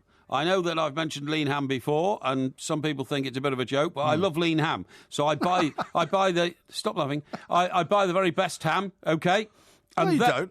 You buy the worst ham. I don't. Where'd you buy it from? I buy it from the ham counter in... the ham counter? Yeah, in Morrison's. Yeah, no, I do. You buy it from the ham... So you've already been to the Co-op and Morrison's? Yeah, well, to get your sandwich. Well, it'd be different times of the day that I've been these places. Yeah, okay, absolutely. And the ham counter, the man actually slices it in front of me. It's beautiful. Yeah, oh, okay. And then I like that with some mild cheddar cheese. Okay. Okay. Where'd you get that from? Cheddar counter. No, I get that from Tesco. Oh, so there's three. Yeah, that's right. Yeah, three different. Yeah, I mean, to be fair, you are being very generous, spreading around the wealth. That's right. To all these various top brand supermarkets. Yeah, and I put that in my baguette with the thick Lurpak butter and the ham and the cheese, and then I put a load of black pepper on it. All right, no salt. No salt because the salt's already in the ham. Where'd you get the black pepper from? From a pepper grinder, which I have at home. All right. A big one. Okay. And then I eat it, and it's gorgeous. Yeah. Thank you. Okay, thank you very much indeed. How about this one from Lee? Should I give up secure job and risk going self-employed and risk the unknown? I'm a joiner, stroke handyman. Yes, without a shadow of a doubt, you should, because there is safety in having an employer, because you're not taking the risk, he's taking the risk employing you, and you get your wage. However, if you want to be something in life, you've got to go and do it on your own. And what you do is you take on as much work as you possibly can, and when you've got a few bob put by, then you subcontract. You take on even more work, but you haven't got time to do it, so what you do is you pay somebody else to do it. Do you understand? But what happens is you charge the person who you're doing the job for £10 an hour, but you only pay the joiner that you employ £7.50 an hour. Therefore, with all costs taken into consideration, you make £2 an hour yourself. Now, you multiply that by 50 joiners. As you build up your firm, you'll be making a substantial amount of money and you'll become a millionaire. OK. This is from Derek in Pencoed, who sent in an Ask Porky for the first time. Pencoed? He says, I've been told that I'm too loyal and trusting, that I'm always thinking of other people. Should I stop and start thinking of myself? Yes, definitely, because if you don't, you get taken for a mug. It's happened to me a number of times in my life when I have wanted, really, to help people out, just because I have either felt sorry for them or I felt that as a friend I have an obligation. Certainly as a family member, I would always help my family out, but my family are very self-sufficient, so that's not been a great problem all my life. But helping friends out has been a priority in my life. I have done it on many, many occasions, and I have to say that if a child asked me for a bit of advice, it would be help out anybody you want as much as you like throughout your life, but don't ever, ever, ever expect to get anything back, because it rarely happens. David says this: I have video evidence of a co-worker cheating at work. Should I release it and ruin his career and credibility? Well, it depends on your relationship with your employer. If you think your employer is an honourable employer who runs a good company and therefore provides jobs for people, then if somebody is corrupting that by cheating and thieving, you must report them to your employer. Even if you don't think your employer is a good employer, you cannot side with illegality, and you must make representations to the worker himself and tell him to stop it or leave the company. But as I say, if you think that the employer himself is being badly done to, you take it to your employer. Mike says this on Facebook: Porky, if the devil punishes bad people, then why is he considered evil? It's a bit deep, isn't it? Well, that is a bit deep. All I can respond to on that is from a Christian point of view. I believe in Christianity. I believe in God. I believe that that is goodness. I believe that is the white side of life, white in the sense of white and clear and light, if you see what I mean, and the dark side of life, the devil and all that. I've only ever seen in films like The Devil Rides Out and all that, and to be honest, it frightens me a little bit if that exists. I don't want to know. OK. What possesses people like Mike Ashley to talk about themselves in the third person, says Tex? I don't know. I thought Ashley, was already said in the show, was very impressive in the House of Commons today. In fact, fully enough, one of the lines a lot of these sketches have printed is, I'm not Father Christmas, so that's the impression he made. I think when you're running an organisation as big as Mike Ashley, I think sometimes you do have to refer to yourself in the third person. Mike Ashley doesn't berate people who work for him. He doesn't fine people £10 because they're a minute late from coming back for their lunch. And I think that's perfectly acceptable, because if he kept saying I, he's actually, turn the story around on himself, whereas he's really talking about his own company, which is Mike Ashley. Zlatan does it as well a lot, doesn't he? Yes. James says this on Twitter. What are the best pliers to use to cut off a telephone receiver in a public phone box, please? Well, that's an obvious question. I mean, the pliers... I'm not sure you want to answer that because you might be encouraging vandalism. No. It's a simple question, cutting through a wire. The best pliers are those that, have, like, molar grips at the end, but between the handle and the end, the molar grips... excuse me, they have like a blade device, which is for cutting wire. It's quite as simple as that. All right. Now, this is a bit of a difficult one, and I don't want you to take it the wrong way, from Cole. Yeah. He said, I would like to ask why listening to two old men bicker and insult one another on national radio is such compulsive listening. Interesting question. Yeah, I can't answer that. I really can't. I mean, first of all, I've never listened to a programme where two old men are bickering, so I don't know. I've no idea what it sounds like. Good answer. I didn't know there was a programme around that had that sort of constitution about it. The way that Mr. Graham and I do it is, two men moving into early middle age do discuss values in life and sometimes don't always agree on the outcome. Indeed. Very good answer. Nathan says this, Porky, for being a water zodiac sign and massive Chelsea fan, like yourself, I only wear blue shirts that I can't bear the thought of red due to other football rivals. Can you please let me know where you mainly shop for your shirts and what are your favourite brands, as I admire your expert proclivity in fine clothes? Well, that's very good of you. Sometimes I shop for my shirts in Jermyn Street, believe it or not, or the West End, if I happen to be in town and I'm doing things and I've had a few drinks and decide I need some, better clothes. However, on a daily basis, for what I would call my working clothes or day-to-day clothes, I would probably go to Debenhams. I would certainly go to Marks and Spencer's because I am a big fan of their products. I used to go to British Home Stores, actually, but I think they've closed down. They have. And I will also... You obviously didn't go there often enough. No, I didn't go there often enough. I also go to places like... what about Sports Direct? No, not really. That's where you got your Pierre Cardin shirt, isn't it? No, I didn't, honestly. No, I didn't. People have been posting Pierre Cardin shirts all day, available in Sports Direct. I didn't get one there. The other place I would shop would probably be somewhere like, for instance... Is Burton's still going? Burton's? I don't think so. Yeah, I think it is. Is it? Or men. Top man. Top man. Top man.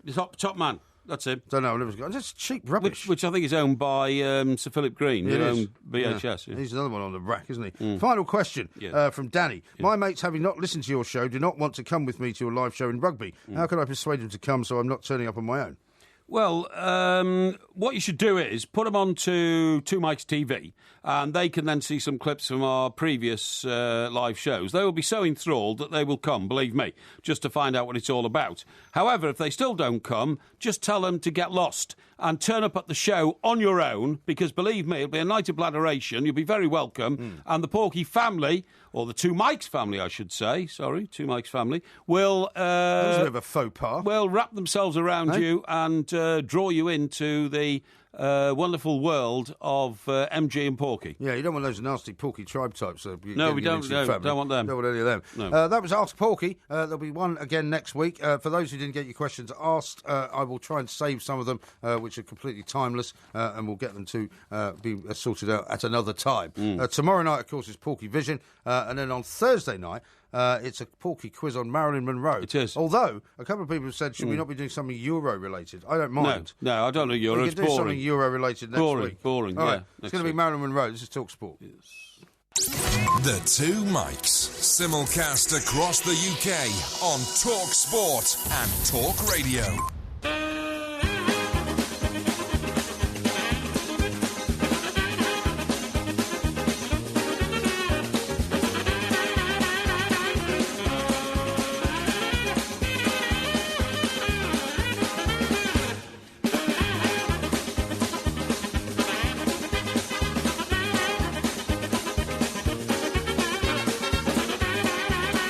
Talk Sport, we are the Two Mikes, and of course there'll be loads more coming up tomorrow. And we've got to do listography coming up very shortly. Our three favourite comedians. Dee says this, it was 1969, the wind was howling and a pregnant lady finds a phone box after her waters break. And then some idiot, it's not the word he's used, has cut the receiver off. You can imagine that scene, can't you? Well, that wouldn't have happened in 1969 because I wasn't actually a fully fledged journo in till whatever year it was. But somebody tries to use the telephone. Yeah. And a couple of people pointed this out. Yes. It's very irresponsible to not allow other people who might have been in an emergency, because not everyone had a phone then, run down to the phone box only to find that the line's been cut. That's a bit melodramatic. I mean, you'd bang on the wall of your neighbour's house and tell them they that might not have a something phone going either. on. Well, somebody'd have a phone. I mean, no, I'm not going to be held responsible for those sorts of crises. I didn't. Usually, the phone box I'm talking about were on the middle of the Welsh Hills or something like that, remote places. Right. Yeah. Now, I've just been told Yes. that song, I just thought it was generally the Benny Hill theme in order to just kind of, try and represent us musically. Yes. Apparently, that was the sign for listography. Yeah, that's what I'm saying, because of three comedians. Yeah. And Benny Hill's a comedian. Well, I didn't know that. What do you mean? I didn't know that. Didn't know what? I didn't know that the music was our cue to start listography. Well, sorry, you've just admitted you knew that was the Benny Hill theme. I did. And you But knew I that thought they were listography is our three favourite comedians. Yes. So you didn't manage to connect the two. I didn't know. What a dumbbell you are. Well, sometimes I don't always pick these things up. Colombia have just scored, by the way. Yeah, right. Against Paraguay, I think. Oh, Paraguay played in fantastic. red and white stripes, remember? Yeah, Why would you not like the Copa America? I do. It's great. No, you're talking about it as if it's basketball that you hate. No, I'm not. No, right. it's fantastic. But All I'll right, be so- concentrating on the Euros, won't I, from Friday? Well, you will, but keep an Yeah. eye on this as well, because don't forget there's a few players from this part of the world Indeed. Who play at club level in Indeed. Europe playing in Indeed. this. No, absolutely right. Yeah, absolutely right. So, yeah. would you like to go first with your comedians? Well, you do one and I'll do one. That seems to be the way we've been doing it lately. Okay, fine. And remember, it's not about winning and losing, it's just about having a conversation. Yes, okay. Yeah. Right, so my first comedian, who I wish was still going and gave me enormous pleasure for hours and hours watching his show, was Mike Yarwood. Mike Yarwood? Loved Mike Yarwood. Really? I loved Mike Yarwood, the impressionist. An impressionist. He was an impressionist, and he used to. He was the original one who did, now then, young man, when you come and Brian play Clough. for me, remember, I might not be the best in the world, but I'm in the top one. He was brilliant, Mike Yarwood, and I thought his impressions of everybody. Do you know he once on stage came out of the London Palladium to do an impersonation of Howard Wilson, and he had a Gannick smack on, and he had a pipe in his mouth, and he was just about to start when he saw Harold Wilson sitting in the front row, Really? the Prime Minister. Yeah. So he walked off again. Did he? He wouldn't do it. Couldn't do it. No. Right. No, He was a terrific impressionist, I must say. I wouldn't be on my list. My first one is going to be an American comedian called George Carlin. Right. I don't know if you've ever heard of him. No, I haven't. You might not have done. He was a bit of an alternative comedian at the time. Right. But he was a massively successful comedian Yes. as well. And very, very, very funny. Yes. And he sort of just appealed to my sense of humour. I mean, he used to talk about... Yeah. he's very sort of worshipped by lefties. Right. Who have slightly got him wrong, because while he might have some left-wing kind of tendencies, he's Yes. more of a libertarian, really. Yes. But one of my favourite things he did was after there had been a couple of gun incidents in Chicago. Oh, yes. And the police had shot dead this 17-year-old, 16-year-old kid. My God. And it turned out that the gun that he was pointing at them was actually a plastic gun. It Yes. wasn't a real gun. Yes. And he says, so what did they do? What have they decided to do? The government, the police force, the mayor of Chicago, they decided to ban the fake guns and keep the real ones. Yeah, exactly. Which I think pretty much sums up the irony of that situation. But I thought he was brilliant. Indeed. Okay. Right. Second one. My second one. Now, I simply don't like this rash of modern, smart-ass, what I call comedians, like Jimmy, what's his name? Jimmy Carr. Jimmy Carr. I mean, I've met Jimmy Carr. He's actually been in here, and I've had a long chat with him about... I actually watched a Netflix sort of stand-up film of Jimmy Carr. Right. I thought he was actually very funny. Yeah, well, as I say, I've met him, and I think he's a great guy, and he was doing Help for Heroes, and we were doing something on it as well, and he was great. His humour's just not mine, that's all. But I accept he's very successful and appeals to millions of people, wealthy and successful, no problem, just doesn't appeal to me.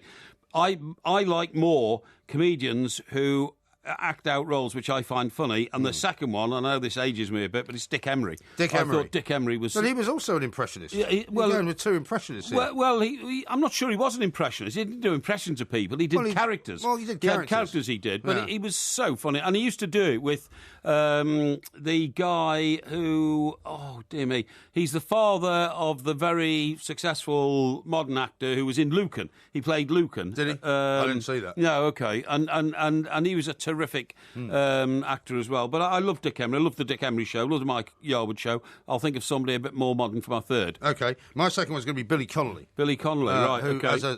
Obviously I've got a Scottish connection with him, but I mean, he's become a worldwide superstar. Yeah. And if you haven't seen on on Facebook, I should say, the Yes. video of him doing. I've seen him once live. Funny enough, it was in Carnegie Hall in New York, and he was just brilliant. But if you haven't seen on Facebook his description of the suicide bomber training, Right. it's just fantastic. Right. It's one of the funniest things you'll ever see in your life. I may have to play it to you Yes. at some point, but it's just brilliant. I think Billy Connolly.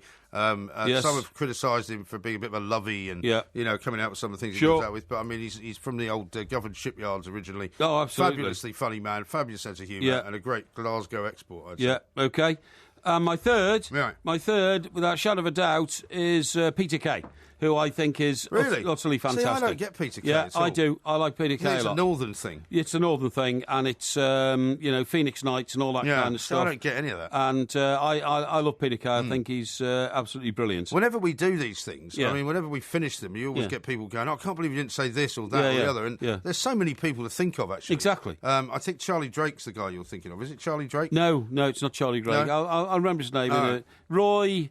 Oh, Roy Hull? Roy Hudd? No, not Roy Hudd. No, but I'll remember his name. Don't worry. Okay. Yeah. Roy Kinnear. Roy Kinnear, thank you. There you go. Because his son, somebody Kinnear, was played Lucan. Oh, okay. Yeah, all right. that's right. Yeah, I mean, I'm thinking of, now for my third one, when I go over in America. I mean, Eddie Murphy was a fantastic stand-up comedian in his time. Yeah. Really, really funny. Yeah.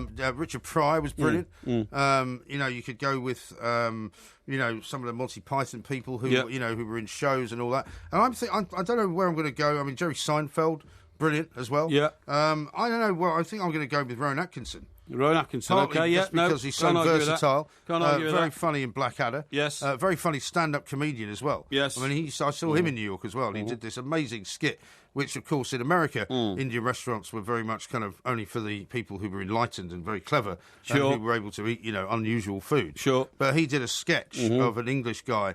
He played the Indian waiter of a sort of drunken English crowd coming Right. in to an Indian restaurant after the pubs had shut. With all the racist abuse that ensued and all the rest of it. And it was really, really funny. Yes. I just think Atkinson is very versatile. Oh, I and think he's brilliant. terrific. He might have gone on my list had I a bit longer to think about it. Yeah. But yeah, very, very funny man, I agree. Exactly right. So is that 3 each then? 3 each. We've done it already. We've done it already, All right, mate. well, we better stop now because Yeah. we've only got a few minutes left to finish the Yes. the show. This is Talk Sport. The Two Mics, simulcast across the UK on Talk Sport and Talk Radio.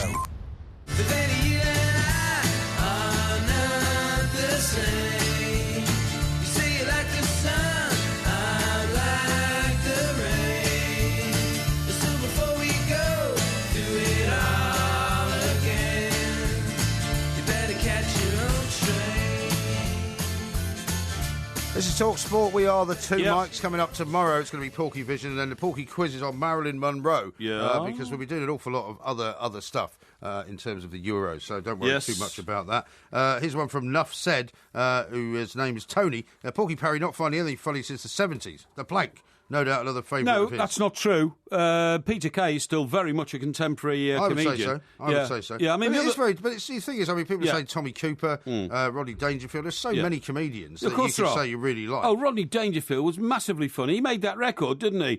No respect. Yeah, yeah. No respect. But Nobody it wasn't. I gives mean, me no respect. But I wouldn't say he was absolutely brilliant. A lot of people Yeah. said, I can't believe neither of you said Bill Hicks. Yeah. Bill Hicks, I never really. I've never heard of Bill Hicks. Well, Bill Hicks is another kind of alternative comedian. He died very young, unfortunately. Did he? But, I mean, and had some very interesting. But I think George Carlin, who Yeah. came before him, Yeah. actually kind of inspired him to be who he was. And I think Carlin, in a way, was better. I think one of the best, really up-to-date comedians is John Bishop. Yeah. I think he's terrific. Yeah, see, again, I'm not a big And fan the only of that reason either. I didn't nominate him is because his career is still so young, really, if you see what I mean. Yeah. I think he's got like 20 years to go. Right. Marcus says you should listen to Russell Peters. Don't know who that is. The other one, by the way, that I nearly nominated is Michael Crawford, because I thought Michael Crawford, Yeah. and some others do have him, is one of the funniest characters ever invented on British TV. Yeah. I thought it was terrific. A lot of people think you're one of the funniest characters ever invented on radio. I don't think James so. says this: 4 minutes to describe a ham and cheese baguette. Yes. Hashtag plank. Well, hang on. I was asked what was my favourite sandwich, Yeah. so all I did was give you in I detail. know. What's wrong with that? Nothing at all. Ernie says doesn't sound a very healthy sandwich that Mike Parry loves to eat with all that frozen butter. No, it's... Don't you know only 1/3 of your heart works? Hang on, have you not been reading the latest health journals? You know that all the experts have now turned it on their head. Butter is now good Well, for yeah, you. but you don't need to lay it on an inch thick. I though. don't care. Butter is now You good don't for you. care. No, if butter's good for you, By the you've got to way, eat it. one of our listeners earlier called up, who's, funnily enough, a police officer, and he said that if you are found walking around with a pair of pliers, it is in fact an offence. That's what I thought. Unless you can prove their use is for something other than being equipped for a crime. Yeah, well, so I wouldn't advise anyone to go around walking around with pliers. No, neither would I. But I mean, it's not a crime really to to promote the opportunities in your career. Here's one from David. He said he drank Dom Perignon and Bollinger left over from my wedding on the 10th anniversary, and it was rubbish. Had it stored in a box under the bed. What? Well, remember somebody asked you about the Oh, Dom I see. Perignon, The old champagne. He said he drank it on his 10th anniversary and it was rubbish. Good luck to you. See, what you should do when you get married is you should buy something like a bottle of port, which I bought once for somebody when they were born, which was mature in 18 years. Oh, yeah, okay. And then if you drink it in 18 years, it's actually better. I tried that with red wine. All my red wine went off. It was horrible. Yeah, but that's because you buy rubbish wine. No, I served it to my brother-in-law. I mean, buying sort of, Matthias Rosé and assorted, boxes of horrible red. It's not going to last. I served it to my brother-in-law, who's a bit of a wine connoisseur. He's the one you met in Bournemouth. He's got a wine cellar, He gave us some nice wine. He gave us lovely wine. Yeah. So he was probably wasted on us, however, considering how much we'd had already. Yeah, probably at Bournemouth FC. Yeah. And he literally spat it out. It was that bad. Really? Yeah, but I said, well, it was very expensive wine when I bought it. I laid it down and look. He said, no. He said, you lay wine down for 10 years, it's going to taste rubbish like this does. Yeah, I mean, right. My sister kept a lot of wine for a while, and so much. The problem was, though, she kept it for so long that by the time you were opening it, the labels had all fallen off. Yeah, well... So you didn't actually know what you were drinking. And did it taste any good? It tasted good, yeah. It was good, but I never knew what it was, so I couldn't go back and buy it and go, well, can I buy some of this? Yeah. So I don't know what it's called. No, exactly. Horrendous. This is Talk Sport. We are the Two Mikes. Look at the light! Don't forget to follow the Two Mikes at the Two Mikes on Twitter and on YouTube. Just look for Two Mikes TV. She drove the train very well. Did she? Yeah. How do you constitute driving a train well? Well, there was no bumps. Sometimes a driver seems to drop the clutch in very suddenly, and you go boof. And she didn't hit the buffers. Didn't hit the buffers or anything like crash. that. No, didn't. Great success. Oh yeah. Well done. Oh, yeah. This is Talk Sport. Spoken like a true man.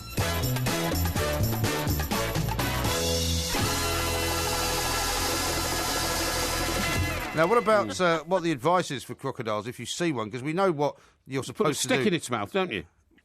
Don't go near the water's edge. Don't go anywhere near them, and certainly don't risk your life by putting a stick in its mouth. Oh, really? I thought that would help. If you love the Two Mikes podcast, you'll love the live show. Weekday overnights from 1am on DAB Digital Radio and 1089 and 1053 AM and via the TalkSport app. TalkSport, your Premier League station with exclusive commentaries every weekend. What an absolute corker! Talk Sport. I had some trousers to pick up. Trousers? Yes. In the dry cleaners? Yes. Oh, right. Yes. Did you have them pressed? No, I had them shortened, actually. Shortened? Yeah. And